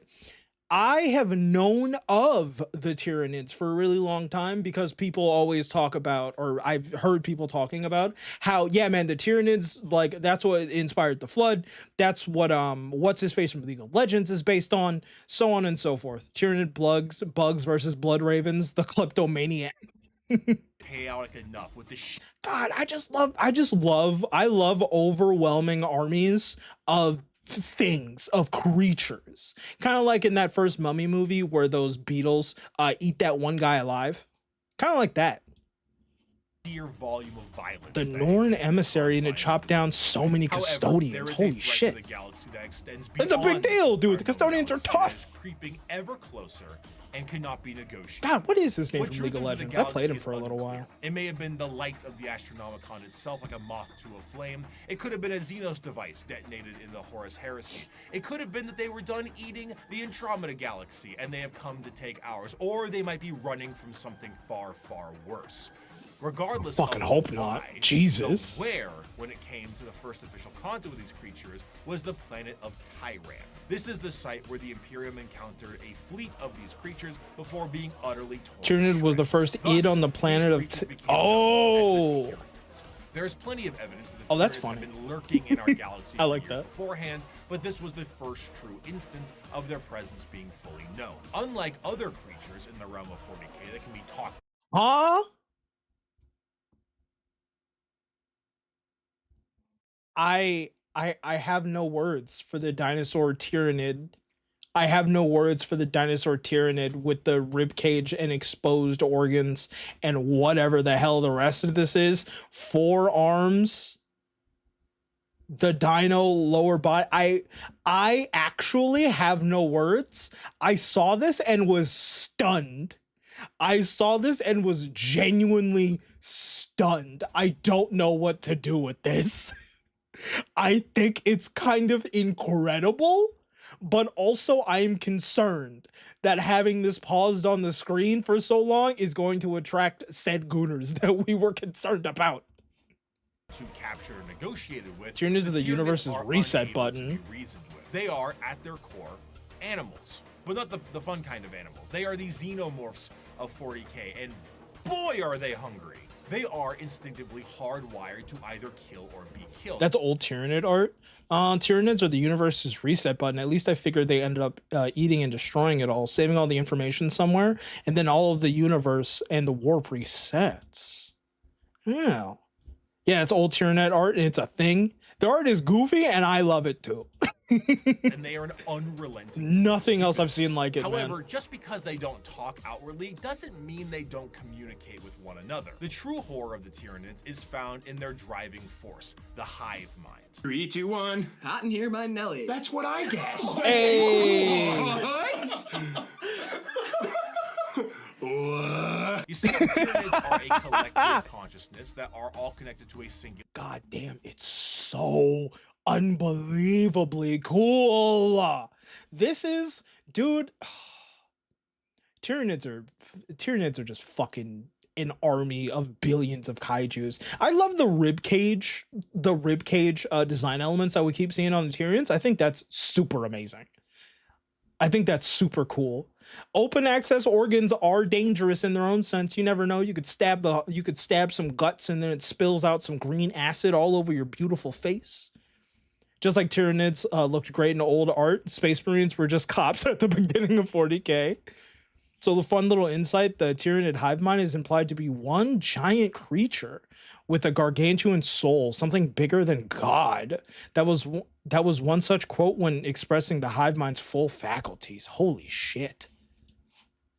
Embodiment of psychic power that is utterly incomprehensible to the human mind. To keep this connection there, the Tyranids on the field of battle are followed around by synapse creatures, essentially serving as their Bluetooth connection to the greater hive mind. This allows them to send and receive information about the battle. They got the Wi-Fi extenders. It also allows extenders. them to adapt to certain situations based off of the information gained. Depending on the enemy, the swarm might be able to develop a new weapon or new tactics so they can get the upper hand. When the synapse Bro, they just get connection is cut, updates. they are unable to essentially form a save state and are stranded.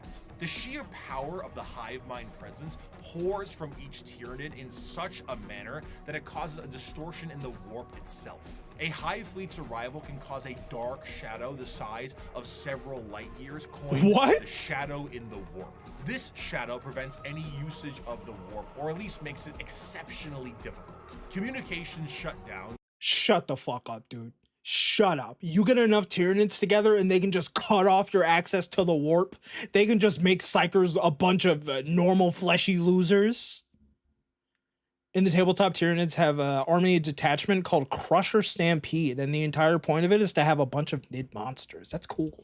Due to astropaths being Tyranids are so unable to fucking talk, rad, ships man. cannot freely enter the warp, and even creatures with a warp sensitivity feel an immense dread due to it. I It didn't even causes think everything to about just the kinda warp sit travel. dead, like at a buffet counter waiting for the afternoon meal rush. The Tyranids meander through the galaxy in these. Dude, I've been pausing so much during the Tyranid section. Dude, biological robots is right. Dude, I didn't even think about the warp travel. They can they can fucking, oh my god, dude, they can hit you with the I'm not trapped in here with you, you're trapped in here with me. They can literally cut off all of your escape opportunities, significantly weaken your fighting force and your intelligence group, and just run you down. What a horrifying thing to have to experience. There's a lot of different Warhammer factions that I would straight up just kill myself if I ever had to go against. Dude, the Tyranids, I don't even think I would have the opportunity. I don't even think I'd have the opportunity. I would try and then immediately be devoured. I'm glad that you're hopping on the Nid train. Hell yeah, dude. There's so many incredible factions in this universe. I do still think that I'm an orc ride or die, but the Tyranids are shooting up the chart, man. They're shooting up the tier list so fast. The Adeptus Mechanicus were once found a foolproof plan against the Tyranids that can work every time, but they sent it to the wrong archive. Bro. A fumble so legendary. Dude, I'm killing that guy. Whoever made that mistake, I'm casting you out into the worst, most painful universe humanly possible. I'm ripping out all the mechanical bits, and then I'm gonna laugh at you in your saggy flesh. They basically isolate planets and then consume everything there alive. It's horrifying. It's absolutely horrific. You played Rogue Trader? No, not yet, not yet. I have it installed and everything. I got to get around to it. The Cronus Expanse suddenly got hit with a warp storm. Guess that means the Tyranids were approaching the Cronus Expanse. Holy shit. Feel free to take a break when you feel like it, by the way. Yeah, dude, no worries. I'm in it. I'm in it. No break required. Oh, by the way, Twitch chat, ads are going to be starting soon. If you want to support your streamer and or hate ads, please consider subscribing to the Twitch. No, it happened. It happened before I could finish my spiel. There's a Tyranid monster called the Maleceptor. The Maleceptor. And in its description, it says that it quite literally detonates anyone's mind that it touches. Tyranids are my favorite outlet to go full unmasked ADHD and fully commit to my methodical destruction all around because I want to eat. Honestly, dude, I think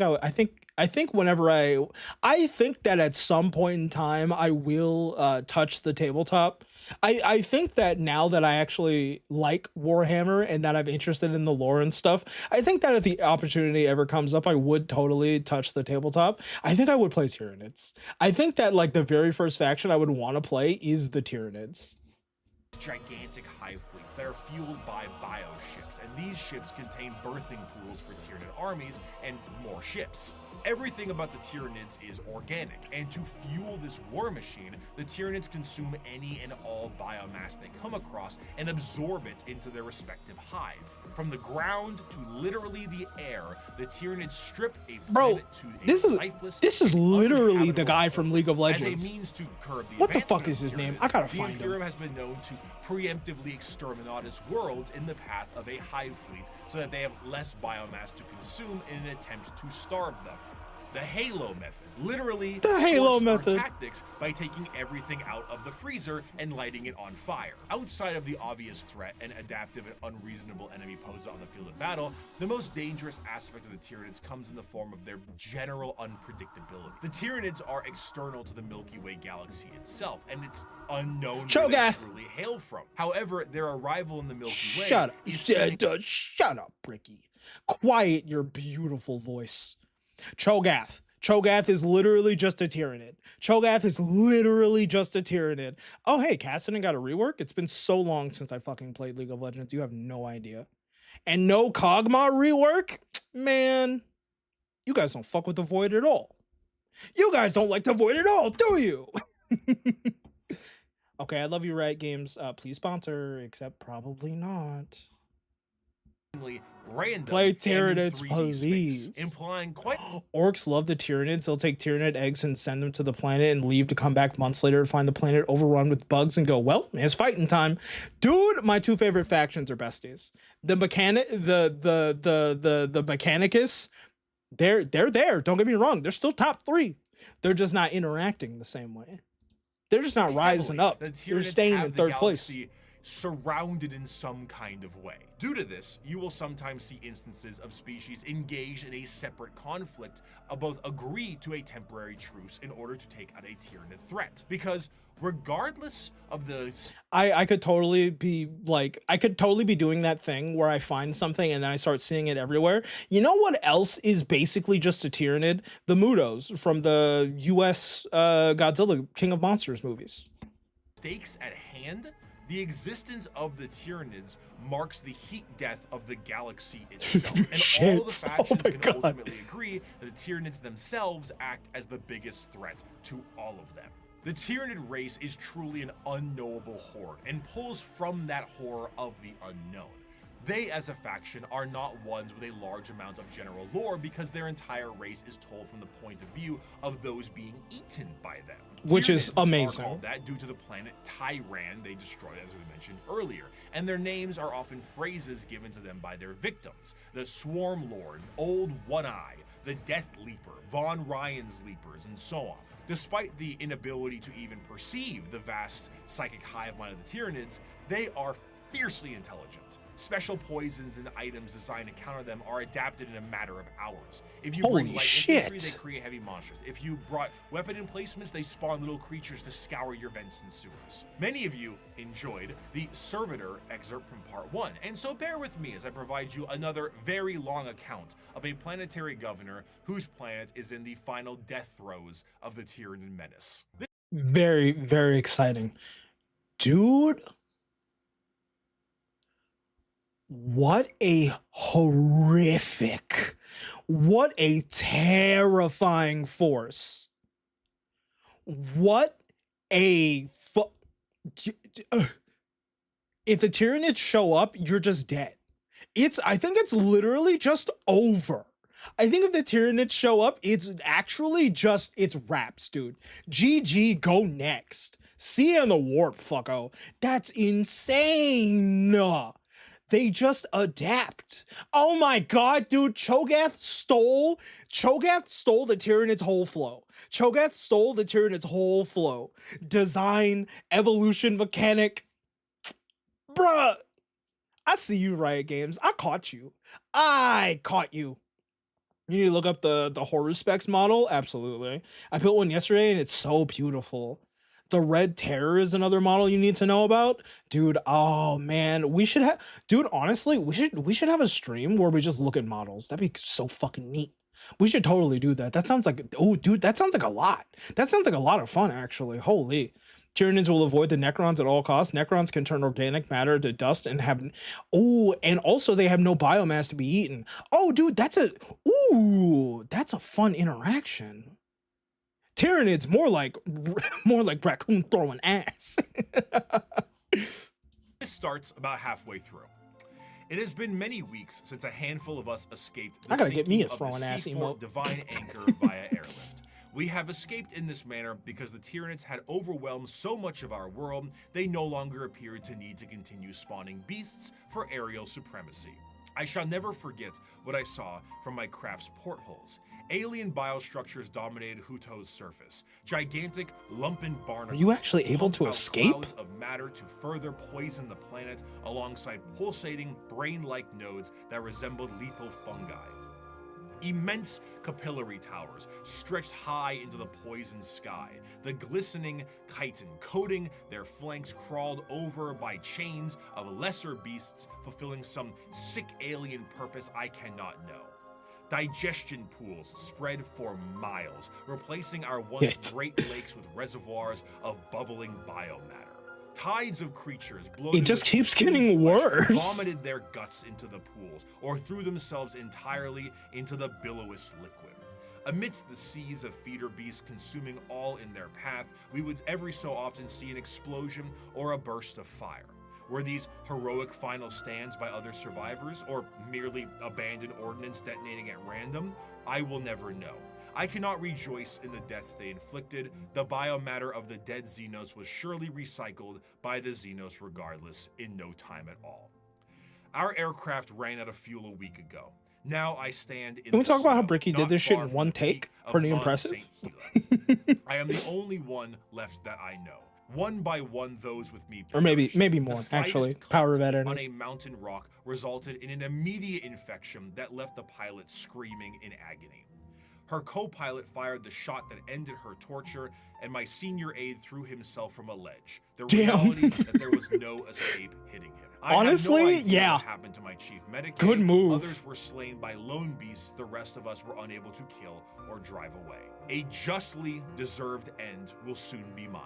I have failed on every possible level. We were not even able to send word. An alien disease has me within its grasp. My limbs are numb, my tongue is dry as sand, my head throbs. Even at these chilled heights, I sweat profusely. From here where I sit, I can see the final death unfold on the planet entrusted If I to do a me. model only vid, I should Before start me with the is bugs. the Totally. Radarin Ocean. The water level is visibly dropping. The devastation hour of Bale. by hour. They are even taking our seas. There are enormous beasts. Wait. Hold on. Bricky, I'm sorry to interrupt your monologue. It's really good. It's the Tyranids versus all the chapters that come from the Blood Angels Legion. That sounds raw as hell. That sounds really good. Dude, are there audiobooks for these? I would go through an audiobook so fast. Give me something to listen to during my Slay the Spire 2 runs. We all love Bricky. We all love the Orchid 8 himself. With great slow. There's many audiobooks? Dude, hell yeah. Open maws moving through the sky. I gotta may get be on at high that. altitude, but the air is thinner here than it should be. I know enough of mountaineering to know that. They will not even leave our air. There is an isthmus I can see. taking upon the which air, sat raw. one of the Xenos capillary towers. Now I believe I can tell what they are truly for. High up, foul Xenos bioships cling to their flanks like twisted calves at their mother's udders. They are feasting, I am sure, hungrily filling themselves to burst on the hideous gruels. So that are many the remains of my audiobooks. people. I have witnessed the planet's death from sinister start to hideous conclusion. I see the power of our foe, and though I have shown boundless weakness these past months, I do not see how we could ever have won. If this is any sort of good news, Dude, okay, so it's exactly what I was saying. If the Tyranids show up, GG go next. It's so unbelievably over. Dude, that entire passage, things just kept getting worse and worse and worse. Oh my god, the Tyranids are so fucking... I really like the Tyranids. I really like the Tyranids. What a horrifying faction, dude. There's a really good book called The Elemental Council. They skim planets of microbiotic life as well, oceans, atmospheres, anything that they can get.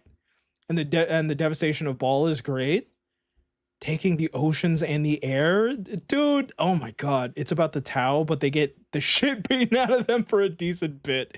It seems like that's, dude. They do their best, but god, the greater good is not a winning force. it seems that one thing that might be an inadvertent repellent effect on the Tyranids. All the Kane is books are chaos. audiobooks? Chaos and Ooh. chaotic energies offer no nourishment to the Tyranids. They cannot eat that. And the presence of rifts and warp storms work as a means to starve out the Tyranid fleet. The Tyranids, of course, are attempting to adapt to this, but it seems that even at the most primal core of the galaxy itself, Chaos agrees that these dinner guests are not welcome in any way, Even shape, the or by gods form. of In the end, though, chaos! the Tyranids represent the final fears of the galaxy. Even Chaos is like, we don't want that shit. We don't want any of this, dude. Despite the goals to conquer the galaxy as a God. whole, the remainder of the universe may very well be dead and derelict space. Instead of endless worlds and solar systems, it may just be bones and ash. The tendrils of the hive mind have wrapped themselves around the galaxy, and the only thing that's guaranteed is that dinner is served. However, the Tyranids are not simply the unending hordes of bugs. Beyond the more general There's no way buffet there's tactics more. of the force of the Tyranids, the hive mind has a more secretive and dangerous means of planetary conquest in the form of something a Stop. bit more terrestrial. General upheaval and revolution. However, though the idea of a societal revolt for the good of the populace is an admirable thing, these leaders have the There's no nefarious way they intent get worse. of the hive mind itself. These are the downtrodden and the oppressed, the revolutionaries to a better cause, the heralds of the Star Children. These are the... Everything's a cult, brother. Everything is holy in one way or another. Oh my god, I'm dying. I need a little bit of water. Hold on. The best battles are between the Death Guard. Oh, the Nurgle serving Space Marines. The ones with the absolutely fucking incredible armor that we saw earlier. And the Tyranids. It basically turns into a massive bio war. Fun fact, the moment they start to feed, that's the moment you can do super damage. The biomass they eat produces biogas. So if you send a missile at the right time, you can destroy them all in one blow. Ooh, okay, so at least they do have weaknesses of some kind. Hold on, I'm looking for the water bottle that I forgot to bring. Hold on. For the many-armed emperor. In the sunless body of our Water hive, break. the flock of the faithful grows. We are guided by our great Father's sacred vision, protected by his loving hands. Within these holy shadows we dwell, while the impure bathe in spire-topped starlight. And what lies between those stars? What sails beyond those distant suns? Shrouded in night, born within that eternal black, our redeemers. Our gods, redeemers. Truer than the silent, long-dead emperor. The children of the void. We hear them in our dreams, we feel them in our blood. They call and we will answer. We will rise and claim the engines of labor that have bound us in servitude. This world will burn. It will be cleansed, purified, made ready, and the heavens will deliver our reward. The ground zero of a gene stealer cult comes in the form of the... So first and foremost, the gene stop. The gene eaters. I think that's what he said. You know what? I'm probably wrong. But the main thing I wanted to say, I'm shitting myself in fear. If this monstrosity came at me, my first thought would be, oh, neat, purple. And then my second thought would be reaching for the loaded gun in my purse. Gene stealer itself. Deep in the depths of a planet, a gene stealer acts as almost an advanced recon unit for the Tyranids, and were the first Tyranid units encountered by the Imperium itself. The long very before first. The Hive fleet made its presence known. The gene Unlike stealers, the Tyranids that dude. can only reproduce through the birthing pools in the fleet, a gene stealer reproduces via the big smooch. The gene stealer kiss is essentially what the facehugger alien does. It attaches to a victim and releases an embryo. However, instead of a chest burster, the embryo alters the genetic makeup of the host itself, turning it into the primary conductor of a localized version of the hive mind known as the brood mind. Any offspring that this host produces is known as a gene stealer hybrid, and the host assures their survival to continue to reproduce. How on earth? Dude, how on the Emperor's beautiful Terra do the Tyranids just keep getting scarier? How is this possible? What the? These guys are Eldritch Horrors. They're Eldritch Horror space bugs. When they say the Hive, they mean the Hive City, a massive imperial city that houses billions of citizens. Holy shit. The first few generations of a gene stealer hybrid look more like the gene stealer itself, which in our current reality would be terrifying. But considering how the vast majority of humanity is a little mutated in 40K, it doesn't stand out as much as it should. As the generations continue, the mutations and the general alien they can hide in plain sight, and the resulting hybrids look almost identical to the species that they once were. Due to the size of most worlds, the makings of a gene stealer cult can exist almost entirely in secret, generation after generation. After a certain period of time, those hybrids will make their way into generalized society. Still connected to the mind of the gene stealer itself, the hybrids operate with the express goal of gene stealers can't corrupt the orcs in a political and religious sense. Most of the time, they will present themselves as revolutionaries. Oh, you played against the guy running these recently? And hell yeah. Honestly, it sounds great for a lot of the folks on the planet. By the people, for the people. As they expand more openly, the crossbreeding continues until all aspects of the planet's society is infiltrated. However, all bets are off when a hive fleet comes close enough. When a Tyranid hive fleet gets close enough to a planet, the broodmine activates essentially an endgame scenario. The once political and religious leaders become bloodthirsty fanatics. Oh my god, they're sleeper agents. Society and the death of those who oppose They them. become But to sleeper those in agents. the broodmine, the god they believe in is coming, and this is holy justice and vindication for their religious and political beliefs. As the hive arrives, the planet is scary ass essentially audio. ripe for the taking. The original gene stealer pieces out to the next world or is reabsorbed for deployment elsewhere, and the Tyranids begin to take the planet for themselves. The cultists sing praises and holy songs as the Tyranids begin to eat everything up in kind of a meet the pyro sense of religious illusion. But as they are harvested, some of them are snapped back to reality. Oops, there goes gravity. Oh no, I interrupted a funny joke. Hold on, Bricky. We are gonna go back. I'm gonna let that land for you. Chat, is TF2 still riddled with bots and like all the way fucked up, or is it in a playable state again? Reabsorbed for deployment elsewhere, and the Tyranids begin to take the planet for themselves. The cultists sing praises and holy songs as the Tyranids begin to eat everything up in kind of a meet the pyro sense of religious delusion. But as they are harvested, some of them are snapped back to reality. Oops, there goes gravity, before they are thrown into the biomass soup.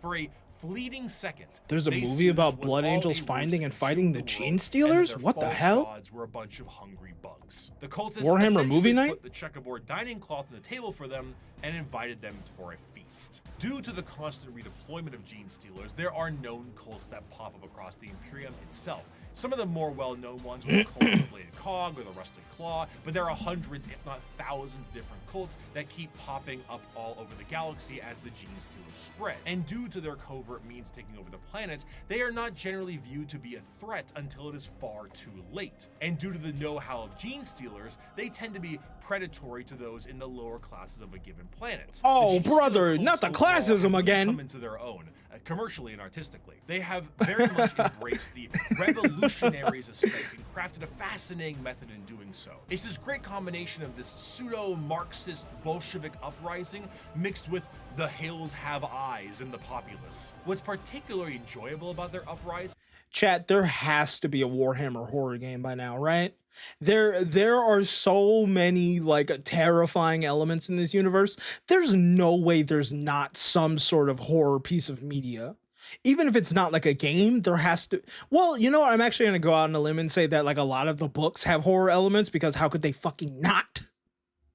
It's on their stream service, but sometimes you can find it on YouTube. Ooh, hell yeah. is that often from their point of view, the reasons they have are extremely justified. Most of the members of the GSC are the extremely impoverished and menial laborers of the Imperium, Oh, man. who honestly wouldn't need an alien presence to provide a manifesto on reasons to revolt. Their weapons are all makeshift and often involve things like mining lasers, drilling saws, demolition charges, giant Bro, stop signs. it's the Their political revolution from that machinations Transformers work movie. quite well, as the cult ends up being really good at assassination, especially when you have a third arm holding a pistol beneath all those robes. They're a faction rife with fascination and culture, and their plans are generations in the making, to the end goal of being thrown right back into the soup by the Star Children they prepared for the Right back into the and soup. those are the threats to the galaxy now. The degradation of almost every species is now behest by the Tyranid menace, and all of the infighting between each and every single one of It them makes sense will why be Tyranids there were saved for until last, the man. world It makes of sense. Warhammer is a bleak and horrendous one, and that is in its own right. The It is grimmest so large, dark of so all vast, grim so dark, dude. absolutely horrendous and insane, and yet is treated with 100% severity and seriousness. In the beginning of part 1, I gave you an abridged and different opening to the Warhammer world, the grim darkness of the far future, and I leave you with this part 2. This is full with the playlist. The quote movie is itself. broken into It many is episodes called The Angels 41st of Death. millennia. For more than Oh, 100 okay. centuries, the Emperor has sat immobile on the golden throne of Earth. He is the master of mankind by the will of the gods, and master of 1,000,000 worlds by the might of his inexhaustible armies. He is a rotting carcass writhing invisibly with power from the dark age of technology. He is the carrion lord of the Imperium, for whom 1,000 souls are sacrificed every day so that he may never truly die. Yet even in his deathless state, the Emperor continues his eternal vigilance. Mighty battle fleets across the demon-infested miasma of the warp, the only route between distant stars, their way lit by the Astronomicon, the psychic manifestation of the Emperor's will. The Vast psychic armies manifestation. give battle in his name on uncounted worlds. Greatest amongst his soldiers are the Adeptus Astartes, the Space Marines, bioengineered super warriors. Their comrades in arms are Legion, the Imperial Guard, and countless planetary defense forces, the ever-vigilant Inquisition, and the tech priests of the Adeptus Mechanicus, to name only a few. But for all their multitudes, they are barely enough to hold off the ever-present threat from aliens, heretics, mutants, and worse. To be a man in such times is to be one amongst untold billions. It is to live in the cruelest and most bloody regime imaginable. These are the tales of those times. Forget the power of technology and science, for so much has been forgotten, never to be relearned. Forget the promise of progress and understanding, for in the grim darkness of the far future, there is only war. There is no peace amongst the stars, only an eternity of carnage and slaughter and the laughter of thirsting gods. Thank you Genuinely much. so unbelievably I raw. hope you have a wonderful rest of your day. Thank you, Bricky. Thank you, Bricky. Everybody, please go support Bricky. Literally none of these streams would be possible without his fucking incredible Warhammer content. Holy shit, dude. Oh my god. Gene Sealers can not only take over a night world, they tried when the new night pilot went to meet with the night, the souls in the machine called him and alerted the planet. So, Fael, what Warhammer games have you played / plan on playing? So right now on the channel, we are playing the first Space Marine game. We're playing Warhammer 40k Space Marine. When we finish that, which, dude, honestly, it might be like one more stream, maybe two. I think we're like halfway through the game. Can you check out the Exterminus speech from Dawn of War 2? Absolutely. Hold on. Let me not knock over all of my shit because I desperately need to clean my desk. Exterminatus. Oh, hold on. I'm typing with only with my left arm because if I do anything else, I'll fucking knock over my microphone and my phone and stuff. 4K Ultra HD. Oh, that's 15 years ago? No, thanks.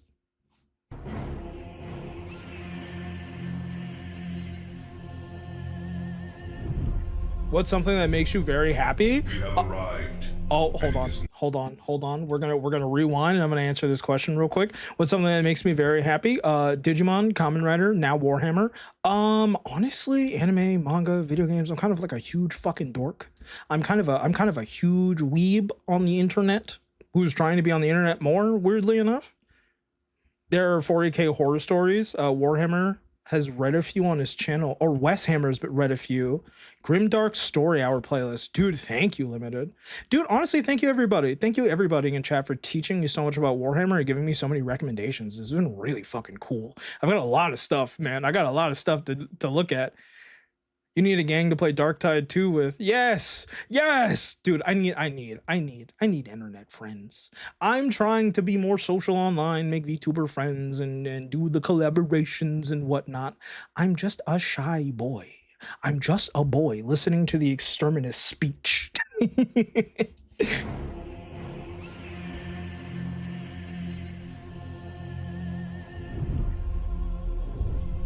We war. have arrived, and it is now that we perform our charge. In fealty of the God Emperor, our undying Lord. I have by not read the grace of Eisenhorn stories, Golden no. Throne, I declare Exterminatus upon the imperial world of Typhon Primaris.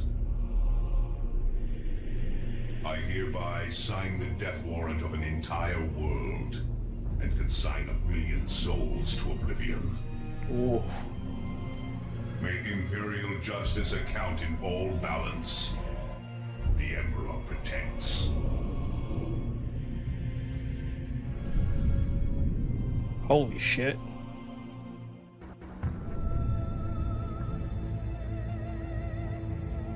It is human nature to seek culpability in a time of tragedy. Really into the Inquisition. It is a sign of strength to cry out against fate, rather than to bow one's head and succumb. Inevitably, many shall fault the hands upon the sword which felled Typhon, the Ordo Malleus. But the Inquisition merely performs the duty of its office. To further fear them is redundant. To hate them, heretical. Those more sensible will place responsibility with those who forced the hands of the Inquisition. You know this is good because it's managed to shut me the fuck up for more than 30 seconds. They may foster this hatred into purpose and further rule their own fate by coming to the Emperor's service. No, I'm not a VR chat guy at all. Yet ultimately, it was I who set these events into motion. Oh, thank you, Laka. With a single blow from my hammer. I have not listened to Space at the Eternity Gate yet. God damn. The Typhon they speak of is Hive Fleet Typhon? That's oh my god, I know that we know of this. I know that we've been told this. Hold on. Your life is a Necron. Oh, do we? Man. Hold on. You were born with. Hold on. Okay, I think maybe we watched this too. I think maybe we watched this too. There are actually a lot of furries in that. Yeah. Listen, I'm never gonna yuck anybody's yum, but not really my scene. This dude is truly a gift from the Emperor. The death sentence, the countdown timer kind, complete with radiation poisoning. Welcome to life as a Necrontyr. 30 years if you were lucky, 40 if you were exceptional, 50 if the universe owed you a favor. My god! Why? Your son hated you. Radiation poured off it like a cosmic middle finger. Lesions by puberty, brittle bones by your teens, coughing up blood by 16. You know the math. Everyone did. You'd be dead before your parents' tomb. But he had settling. one bite of Red 40, and that's what happened to him. Memorial, because that's where Necrontyr met people. Funerals, tomb dedications, the occasional "my uncle lasted 40 years" celebration. She laughed at something you said. You don't remember what. You remember the laugh. You got married, knowing you'd both be dead in 20 They're years. named after mythological creatures and monsters? Hell yeah. Did it anyway. Because that's a good naming convention. Die alone and pointless? At least this way, the short time meant something. Your daughter was 6 now. You were 27. She's playing with a rat. Called you old man as a joke. It wasn't really a joke. Some nights, your daughter climbed into your lap while you sat on the roof watching the stars that were killing you. She asked why the sky was so pretty if it made everyone sick. You said you didn't know. She said that seemed unfair. Smart it kid. Is. She'd start coughing last month, just a little, just sometimes. You pretended not to notice. Your wife, a minor noble like you, held your hand through your fevers. Your brother worked the forges, made beautiful things with shaking hands. Is he doing the 6-7? Young, at least he leaves something behind. Your sister kept family records, tracked everyone's early deaths like baseball stats. Someone had to remember. Your homeworld had 2 types of buildings, houses for the living, tombs for the dead. The tombs were bigger. You'd spend 3 years building yours, added a wing for your daughter, for later. Normal stuff. Your people got really good at technology out of spite, built starships, developed self-repairing living metal, mastered stasis tech. Still couldn't fix the radiation problem, so you spread out. Colonization. Which is crazy, by the way. That weren't actively murderous. That's when your scouts found the old ones. Ancient aliens, immortal. Damn, the old ones. Wizards who'd been thriving for millions of years while power your species level is died over young. 40,000. They had the power to cure your kind, reshape biology, grant eternal life. But they said no. Why? They hit you with a lol. You never got a clear answer, but what you did know was that they could have helped you, and that was enough. The envy curdled into hatred, hatred into war. So your leadership declared war. But spite doesn't win wars. The old ones had reality-bending psychic powers and wormhole networks. You had advanced tech and rage.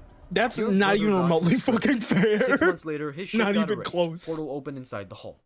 Your sister carved his name into the family tomb. She was coughing blood now, too. The war dragged on. More fleets lost, more names carved. Your sister joined the archives of the dead. Then your scientists found Look at war solving Nicotine, absolutely nothing. Star gods. Pure energy beings that fed on stellar radiation. They wanted physical bodies. Your people could build them. So they offered you a deal. If you build them bodies, then they would help you win the war and also make you immortal. You know, just in the worst possible way. So the Catan began conducting biotransference. Oh, This my phone's process is dying. when Hold on, your chat. biological body gets destroyed, then your consciousness gets re-uploaded into a metal frame. As a result, you wake up immortal, in a body that can't be killed. Simple, clean, permanent. One prophet warned the math didn't add up, but nobody wanted to hear it. In everyone's defense, when someone offers immortality and your alternative is dying at 30, you don't read the fine print. I wouldn't Biotransference either. was mandatory. Your body's quality bet your depended ass on I'm your not. rank. High nobility got the best shells, near complete preservation. Mid-tier got functional consciousness. Everyone else got whatever was left. Your family qualified. Mid-tier nobles. The night before, you held your daughter, tried to memorize her laugh, what warmth felt like. The facility was enormous. Thousands lined up. Your turn. You picked up your daughter. Your wife took your hand. Together, you entered the chamber. Oh, man. Finally, she'll have time. You thought, we're saved. The machine started. You Get felt something grimdarked. inside you tear away. Something you didn't know you had. Then nothing. Black. Get grimdarked, loser.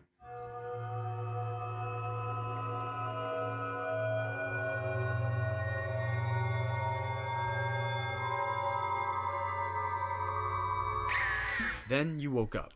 You looked. Yo, that was a really great scene. Wait, hold on. What's the name of this channel again? Game.mp4? Yo, this video is really good. This video is really, really good. Down. Metal, skeletal frame of necrodermis, living metal that repaired itself. Glowing green optics, a Gauss weapon, atomic dissolution gun built into your arm. As long as I keep my You looked soul, for your I'm about it. family, Found 2 metal bodies nearby. One small. She moved, turned towards you. Green optics flickered. Recognition protocols fired. Then nothing. Just automated responses. Your daughter wasn't sleeping or confused. She was gone. Your wife? Immortal class like you. Her optics flickered. Recognition protocols fired. Then nothing. She walked away. Whatever bond existed, deleted. You tried to feel the horror. The memory of the horror existed. The feeling didn't. Since your family was mid-tier nobility, you and your wife got mid-tier bodies. Enough preservation to remember, not enough to feel. Your daughter, she was young, small, unimportant to the hierarchy. She got a warrior chassis. If it's gonna happen, right? If I am a Necron and I'm taking the immortality deal, right? Obviously not knowing how horrific it would be, bro, hit me with the low tier. If I can't have the high tier with the fucking ultra HD uncapped frame rate G-Sync enabled, can emulate PS3 games, hot damn, maybe the mid tier ain't so bad. If I'm gonna have it, dude, I don't want to have any sort of memory. Living as a mid tier is infinitely worse. Just fucking kill me. Absolutely just kill me, dude. There are these 2 twin high fleets called Scylla and Charybdis, which operate together. They're so flippin' cool. Programming, no memories, no awareness, no her. The Catan didn't care about potential, they cared about rank. Orders came, report for combat. Your body moved automatically. Protocols. Thousands of metal bodies in formation, most empty like your daughter. Warriors, basic consciousness, follow orders. Bro, you still have to fight, do this shit. I don't But want to be you a got to mid tier at remember all. everything you lost. The war started immediately. War in Heaven Part 2. They deployed you to an Old One world. I didn't see no Orders, electric advance, boogaloo. eliminate resistance. You advanced. The Old One servants shot at you. Plasma, lasers. You walked through it. Necrodermis self-repaired. You raise your Gauss flare, fired. Flesh stripped away atom by atom, they screamed. The first campaign lasted 3 years. No sleep, no food, no rest. Not Just that you fight, needed it. repair, fight. The Old Ones fell. You tore through their empire, but you felt nothing. See, this is what I'm talking about when I say that this is a completely justified get back. This is the most understandable crash out in the world. Dude, honestly, have that hate run you for all of eternity. I don't blame you. I don't blame the Necrons at all. Not even a little bit, dude. Not even a little bit. Either high tier or death. Absolutely. Dude, Andre, I'm right there with you, dude. These names are based on 2 monsters in Greek mythology. Oh, that's why they sound familiar. I actually think I know Scylla from Fate Grand Order. Victory tasted like nothing because you had no taste. Then you figured it out. Biotransference hadn't just transferred consciousness, it separated consciousness from soul. Kept the first, fed the second to the Catan. Those star gods ate the part of you that made you more than a calculator with a gun. Everyone figured it out too late. The Catan started fighting each other, consuming each other, getting drunk on your species' souls. Then they started demanding more. More worlds, more death, more feeding. The Silent King realized you traded one master for worse ones. New orders, kill the gods. Your platoon helped corner one. It warped reality, killed soldiers by erasing them from existence. You shot it anyway. It fell. You couldn't actually kill them. They were energy beings. But you could shatter them. Trap the pieces in prisons. You should have felt vindicated. But you felt nothing. The Silent King's broadcast. The war is won. The old ones are gone. 30 seconds. The Catan are contained. We are free. Free. Right. Next order, sleep. Why? The galaxy was right. Why not be purple? The Eldar, psychic species the old ones had created, were growing stronger. Your kind was too damaged, too diminished, too hollow to fight another war. So the Silent King ordered the Great Sleep. Hibernate in two worlds, let the younger species rise, fight, and exhaust themselves. Not everyone loves the NIDS. What is this? What is this propaganda on classic YouTube? Dude, I miss the old YouTube layout so bad. I miss the old YouTube layout so bad. You could customize it. It was simple. It was sleek. The 5-star rating system was objectively better than basically any like or dislike ratio. It was so good, man. I miss it.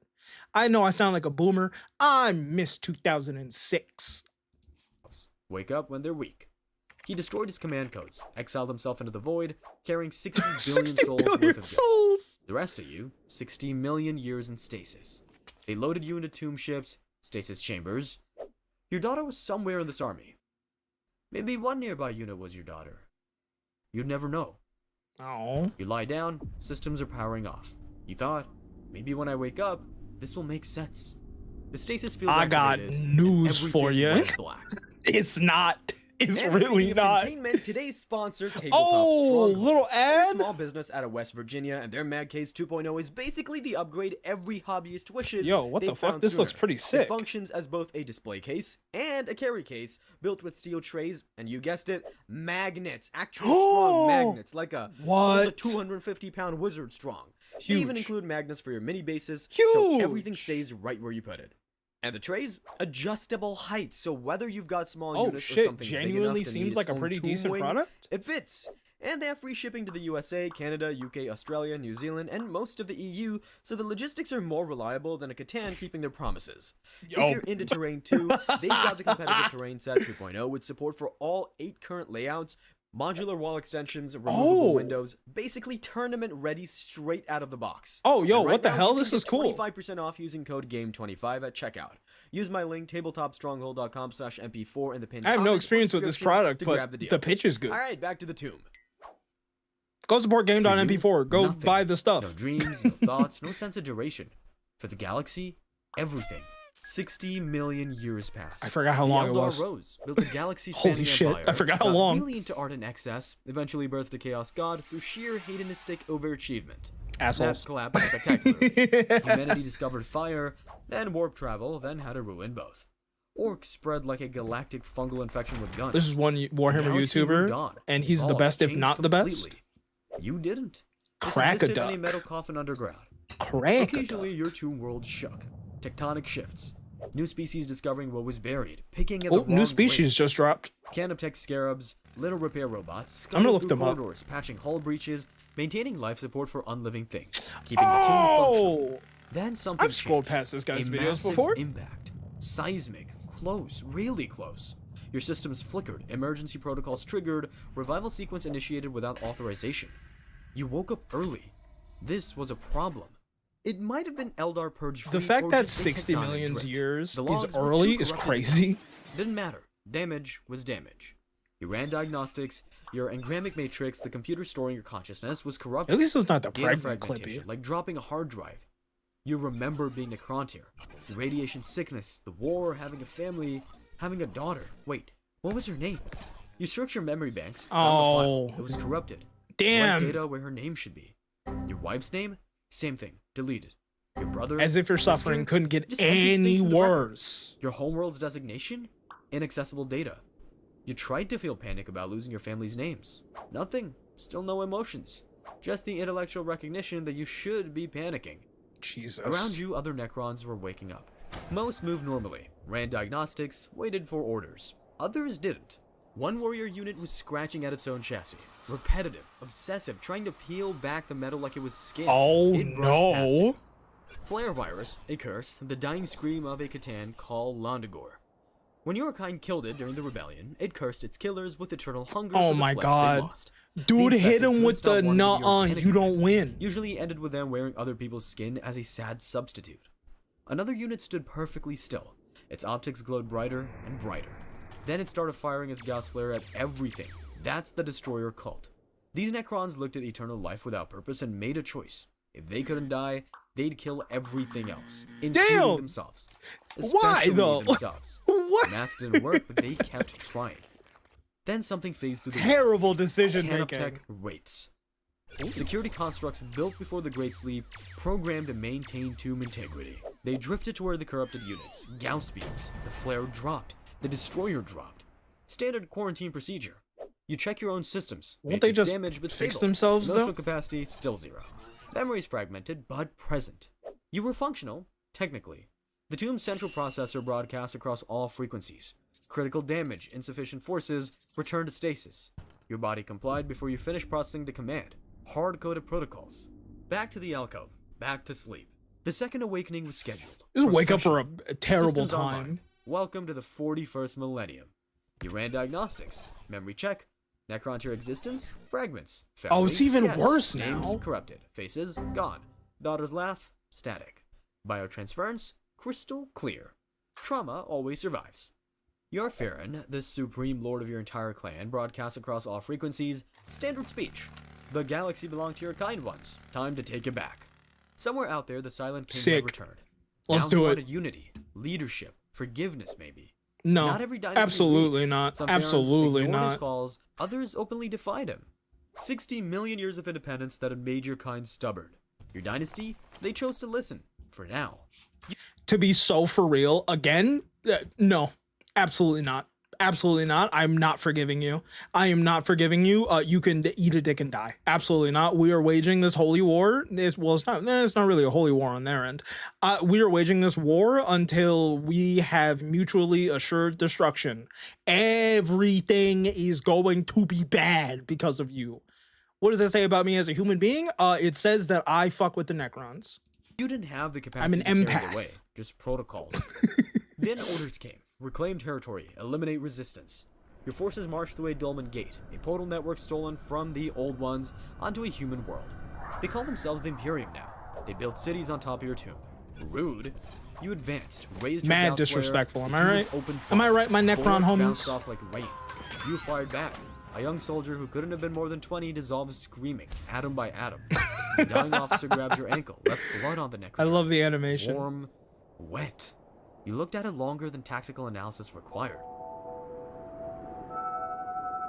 This is a really good video, man. This is a really, really good video.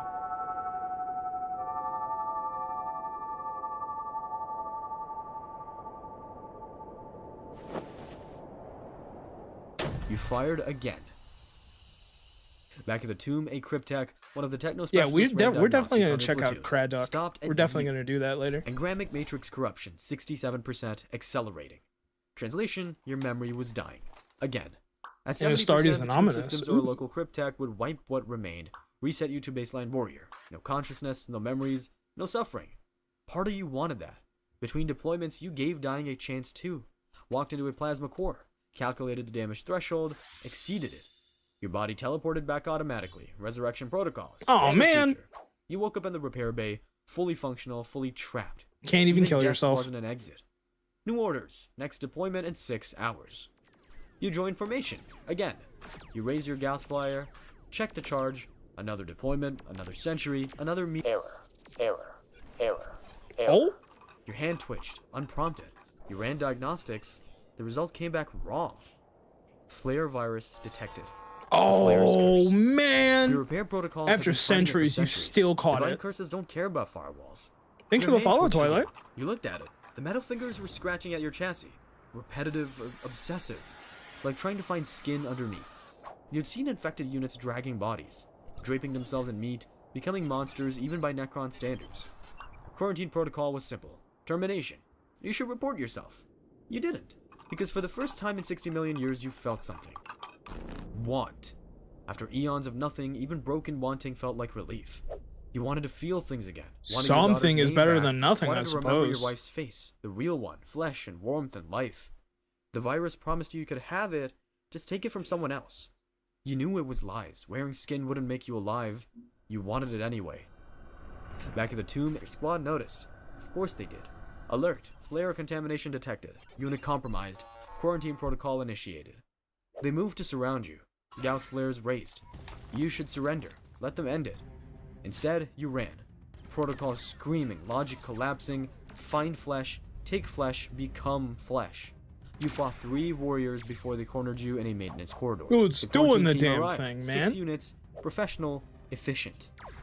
Hit me with that flare virus. Obviously, it made him way better. One of them was your wife.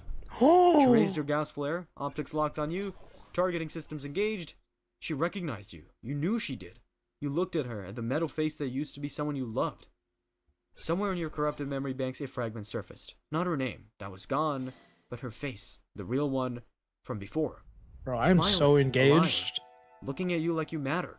Give this man The flare virus 12 screamed at episodes you and to $1 million. Take her, wear her, feel something.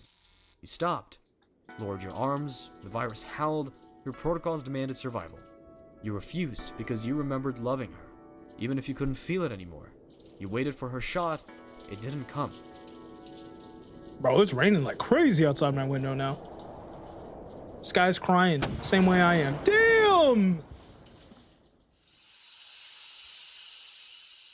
No phase-out protocol, flares don't get resurrection, too dangerous to bring back. You felt your necrodermis dissolve, atom by atom. God damn it. Finally, your last thought wasn't profound. Just a fragment of a laugh, a child's voice, asking why the sky was so pretty. Give this man 24 episodes and several $1 million. F-21 G9? It's starting to look like an orc camp here. Games Workshop, I need you to give this man 36 episodes and several $1 trillion. What are we doing here? That was fantastic. That was genuinely so good. Oh, he has a Tyranid video too. Oh, man. Oh, do I want to sit here and watch the Tyranid video? I kind of do. All right, chat. Here's what we're going to do. We're going to watch the Tyranid video and then we're going to call it. We're going to watch the Tyranid video and then we are going to call it because I still got stuff to do. And also, the rain is coming in and out and then in and out.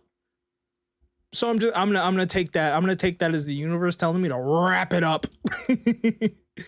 That's you. A Sunday Tyranid reminder. Warlock. Thank you, Blood. You do not wake up. Thank Waking you. implies you had the luxury of sleep, of dreams, of a self. You don't have that. You are designed. A violent spark of bioelectrical instinct surges through wet meat and chitin, and that's your first moment. No mother, no father. Only the Are you normal. an inside? A colossal brood organism pulsing in the dark, birthing you with all the tenderness of a factory venting smoke. Then, before your eyes even form, something way up in the hierarchy presses down on your mind. The hive mind. What do you mean It about doesn't in and out? It imposes. Oh no, that's it outside my commands. window. Hunger floods your nerves. Not yours. Also, hey Not cat. yours. But you feel it all the same. Without delay, the Norn Queen's tendrils release you into the greater body of the hive ship, where the walls pulse like the Damn! inside of a Just throw him into the colossal flood. biomass. You're floating. Not in water, not in air, in a warm, viscous, nutrient pool pulsing inside the bowels of a living ship. Bones line the walls like cathedral supports made of Holy corpses. shit. Veins thicker than starship hulls pump biomass around you. You don't question it. You're a Tyranid. Questioning is a defect, and defects are recycled. Oh. Think of this as orientation, but instead of handbook, you get existential dread get and absorbed. mandatory clause. A spike of command hits your nervous system like a spear to the brain. No voice, no words, just directive. Form. You thrash and push through the fluid, your claws scraping against hardened flesh. Teeth erupt from your skull before your mind Ooh. fully understands chewing. Limbs stretch, crack, fuse, strengthen. You feel your exoskeleton harden like cooling iron. Your body isn't something you own. It's something you were issued. Above you, the hive mind This is pulses. exactly what it's like when I You wake up can't in the see morning. it, but you feel it, like a constant pressure, pushing your thoughts down a funnel until all that remains is consume, kill, adapt, repeat. Honey, that's called anxiety. Listen, Tyrannid, that's called depression. Don't worry, we all got it. For the hive. If you had free will, For this the would be horrifying. hive. Luckily, you don't. You drag yourself from the birthing pool. Other creatures like you are emerging too, slick and snarling, their minds just as empty and obedient. Some are gaunts, small and fast with scything talons. Some are rippers, nothing but worms with jaws born to crawl and devour whatever the gaunts leave behind. You don't look at them as siblings. There's no family here, only biomass inventory. This is team building, Tyrannid style. No trust falls, just actual falls into the digestive holes. You feel something towering approach. Your gaze is forced upward by instinct. Tyrannid warrior. Whoa. Taller than a space marine, its head crowned with armored ridges, synaptic nodes glowing faintly under its flesh. It doesn't speak. Instead, its presence forces your thoughts into alignment, like iron fillings snapping toward a magnet. Oh my god. That's when you understand hierarchy. Those Just mentally told you to stop looking at me. You are very down. Think middle management, except middle management can telepathically make you walk into a machine gun nest, and you'll thank them for the opportunity. You suddenly receive a pulse of information. It's an injection of purpose directly into your neurons. The Hive fleet is approaching a world. Biomass levels are high, the prey species are armed. Everyone on the Hive ship is preparing, and you find out it's to invade Ultramar. It's McCrag, the first Tyrannic War and Hive fleet behemoth's debut stage. Oh, You're the deployed to very overwhelm first, the and beginning. digest whatever the Hive wills. Planets aren't locations for Tyranids, they're meals with weather. You march through organic Meals tunnels, with weather the is walls crazy. throbbing with life. Capillary towers pump fluids, while digestive pools bubble with dissolved remains of previous conquests. A monstrous silhouette looms in the distance. This is probably a silly question. I wonder how the biomass smells. I wonder if it's like just an amalgamation of like rot and decay and like absolutely vile, horrific stench, or if it's like, yeah, man, there's so much going on in this gene pool. There's so much heat, smells like protein. Yeah, like there's so much going on in here. It just smells like a chemical. Carnifex, a living battering ram of muscle. Oh, you have female and hair if you're spines. male? It's because I'm a mimic. It's because I am mimic. See you later, Yuta. Thanks for swinging by, buddy. I appreciate you.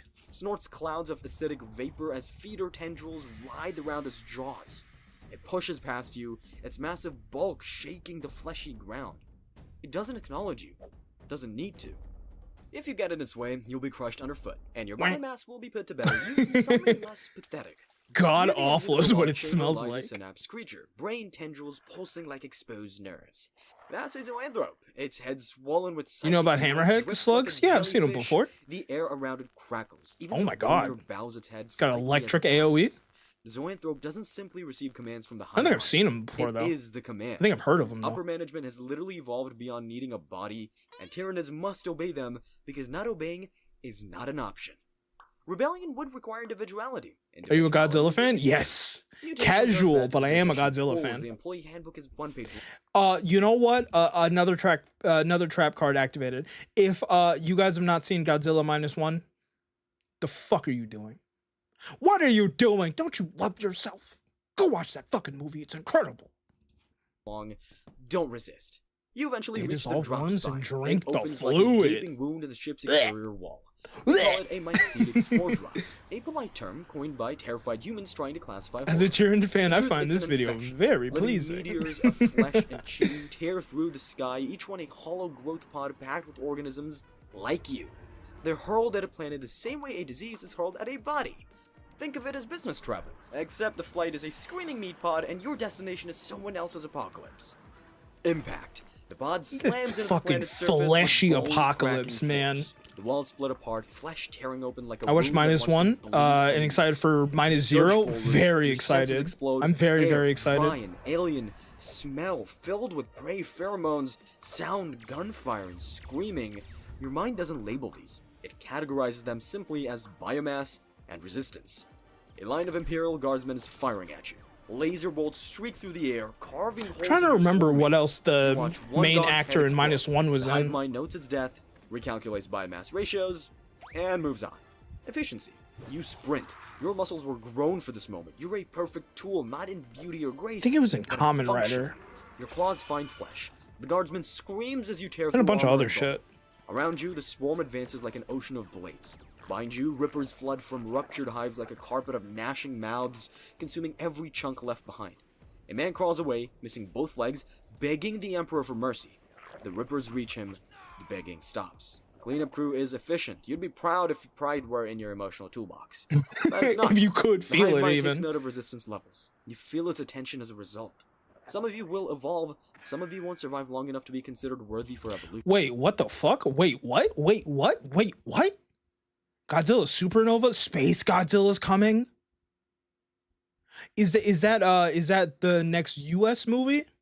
I still need to catch up on those. I haven't seen King of the Monsters. I think that's the crossover one, right? I'm behind. The Elector drops from above. I'll catch up Its real camouflage fucking skills quick for shimmering Space as it Godzilla. impales an officer through the spine. The hive mind acknowledges its performance. Adaptation. Efficient. What about you? You are Hold on, not I'm snoozing special. these Twitch ads. As a Gaunt, you're an expendable bullet made in service of the hive. Around you, more pods crash into the ground, vomiting forth more organisms. A biovore, bloated and pulsating. Mask, I'm gonna have to spore catch up. launches living spores I'm gonna have from to its catch up. stomach. Each spore is a screaming sack of acid and instinct, arcing through the sky before bursting into the ranks of fleeing guardsmen. Limbs and armor fly as a result. The hive mind doesn't celebrate. Celebration is a waste of neural function. Above, the sky tears open with a psychic scream. A shadow in the warp descends, smothering all other psychic signals like a wet blanket Bruh. over a dying They fire. popped the ult. Human It's psychics so clutch their over. heads, blood running from their eyes, their connection to the warp frays like snapped wire. They can no longer send distress calls, channel psychic powers, or even warn their commanders. All that remains in the psychic channels is terror. Some try to scream warnings, but only manage wet gurgles before their brains cook inside their skulls. Oh my god! It feels like static. The zoanthropes amplify the shadow, and the hive mind's thoughts become even more absolute. You push forward through trenches, ripping through sandbags and flesh alike. An ultramarine trooper empties his bolt gun into a Tyranid Termagant's chest. Bolts of red, hot light carve through its rib plate. The WGA collapses. listing The confirms corpse Space forms Godzilla? relief. I gotta The catch up, sergeant bro. breathes out in relief, as if he accomplished something meaningful. Then you leap at lightning speed. And then you're The human actually stares at the roar as you fine. descend. He drops his gun and runs. He shouldn't have done that. Running implies escape. There is no escape. You tear him apart. Your claws keep moving long after his body stops reacting, reducing him to indistinguishable shit. chunks. So the Hitting him with rippers the don't have to 7-page sort through Muda. organs. Efficiency. The hive mind appreciates efficiency. Far across the field, a towering form descends with a thunderous crack. A hive tyrant. If the Holy zoanthrope shit. is a brain node, the hive tyrant is a general carved from nightmares. Wings spread, dripping with alien fluid, its bone swords hum with psychic energy. Soldiers fire everything they have at it. He keeps walking. Bro, they break just take formation. yourself out. Just take The yourself hive out. tyrant There's doesn't no pursue way. them. Instead, it stops, looks at the battlefield, issues a command that hits your brain like a hammer. Advance, no retreat, no survivors. Your limbs move before you process the thought. You don't have morale, you have momentum. All of a sudden, the hive tyrant takes a las cannon to the skull. For 3 seconds, the synaptic link flickers. Ooh. Your thoughts scatter like dropped silverware. Gaunts around you stop mid-charge, twitching, confused. Some sprint forward and attack nothing.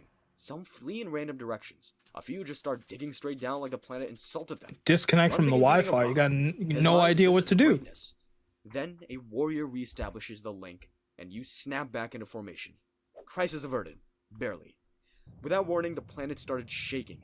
In the distance, a Titan-class bioform awakens beneath the ground. A Hyrogel. All claws. Space Marine failed all his saves. Soil like a demon crawling from hell. Imperial tanks swivel to face it. Did that movie come out Hyrogel 2021? roars. Sound like a Jesus. starship engine being 5 years tortured and old? charged. Gunfire bounces off its armor as it plows through tanks like children's toys. You're a grain of sand in the storm. But even grains of sand can drown a world if there are enough of them. The hive mind attention sharpens. New data. Heavy mass signatures, high-density ceramide, gland-enhanced biomass. Threat recalibration, severe. Synaptic pulses ripple through the swarm. Priority targets identified. Then you see them. Ahead, armored giants enter the field. Space Marines. Angels of death, demigods of war. The hive mind classifies them instantly. Premium biomass, extreme resistance, acceptable loss ratio 20-1. Translation, 20 of you to kill one of them. The math is acceptable. You are included in the 20. A Marine in blue armor. Will you raises watch a some chainsaw, videos of roaring a oversimplified the history guy? For Maybe. the Emperor! For the He cuts Emperor! down 2 gaunts in a single swing, blasts another apart with his bolter. Chainsaw got the You leap, so do others. schmears. A tide of claws overwhelms him. He swings, roars, and fights like a hero in a legend. Yeah, just like He you dies said, like Blood, just all like you said. biomass. They're strong Luckily, against wave you barely tactics, but escaped are also death. susceptible to wave lumbers forward tactics. Behind you. A swollen monstrosity Oh birthing fresh no! termagants from the sacks in its Fucking abdomen. brood Each mother new on the creature hits the battlefield. ground running, screeching with newborn hunger. Artillery shells from space blast the ground. Imperial Valkyrie gunships You just gotta scream give across up. the sky, ferrying guardsmen to a war they have already lost. Orbital defense lasers from the Imperial fleet also sear the landscape, carving trenches of molten dirt in blind desperation. The ground beneath your claws is already changing. Capillary towers erupt from the soil, sucking moisture and minerals into the sky. Spore chimneys belch Oh my toxic god, atmosphere. The planet's being rewritten at the The molecular Punic level. Wars, especially Invasion Hannibal, war, hostile takeover with extreme bro, took renovation. on almost all of The Rome. Tyranids don't scatter, they don't flee. Those who die add to the biological tally. Those who live push forward. Either outcome is acceptable. Out of nowhere, a guardsman detonates a plasma grenade near your feet. The explosion tears your legs off. You fall. For a moment, your vision flickers. The hive mind brushes against your fading neurons like a passing current. It doesn't soothe you, doesn't reassure you. It simply weighs your utility. Decision reclaimed. Rippers pour over your broken form like piranhas made of fangs and hatred. They dig into your flesh. Oh, You they don't just scream. reabsorb the Screaming is a waste of biomass. You feel your own body being eaten piece by piece. It's all for the hive. Nothing personal. You This is look the up at closest thing sky, to a hug the they'll hive ever get. looms above, vast and grotesque, sucking atmosphere and life into its capillary towers. Your heart stops. Darkness doesn't follow. There's no darkness. There's only processing. Your biomass travels through the digestion pulse, and is broken down into raw genetic slurry. Screaming faces dissolve in acid, armor melts, bones crack. Everything becomes one single ocean of genetic potential. Everything You're becomes no longer goop. you, you're useful material. Deep inside the hive ship, new forms begin to grow. Your essence flows into the birth Bleh. pools. A new creature begins to take shape. Maybe another gaunt, something with more claws, or something with a gun that has teeth. If your genetic pattern impresses the hive mind, it may reuse your traits. If not, you'll be fuel for something better. It's like performance-based reincarnation, except there's no karma but digestive enzymes. In the nutrient baths, a shape stirs. You do not wake up, you ignite again. And the cycle continues. Forever. Because the hive fleet doesn't stop, it doesn't negotiate, it doesn't rest. It just consumes. Rest in peace, Igor. World after world, Rest in peace, system buddy. after system. You'll be born 1,000 times, die 1,000 times. Each time, you'll think it's the first. God damn, dude. Being a Tyranid is absolutely fucking horrific. Dealing with the Tyranid, also living as, dealing with, rest in peace, my grandma, she got hit with a bazooka. Every time I think about her, every time I hit the hookah, kaboom, kablow, kaboom, kablow. I think that's how it goes. I think that my brain rot remembers that. But thank you guys so very much for hanging out and spending your time with me. I'm really glad that people are enjoying the Warhammer content. I really appreciate how many people are hopping in the streams and like so excited to teach me about things. The Warhammer community has honestly been so chill and like so accommodating, like so nice. You guys are fucking amazing. You guys are so fucking awesome. Just full glaze, no sarcasm, no bit, just full glaze. Thank you guys so much for hanging out. I will see you tomorrow when we play some Space Marine, where we may or may not finish Space Marine 1. We'll see. We will see. You're my best friend. Thank you, Autumn. I love all of you platonically, no parasocial, unless. I'll see you guys later. Thank you again for hanging out. Check out the YouTube, check out the Twitch, check out the Twitter, check out the TikTok. But if I had to pick one, I'm trying to make Twitter work. I don't understand that fucking website at all. But I do encourage everybody to check out the Twitter. Okay, bye. Johnny. See you guys later. I'll see you tomorrow. If you're not there tomorrow, I'm going to come to your house and I'm going to cry. I'm going to cry in front of you and you're going to feel really uncomfortable. You're going to be like, how the fuck did this guy find my house? I don't understand. I only watched one stream. And then I'm going to cry and I'm going to beg and I'm going to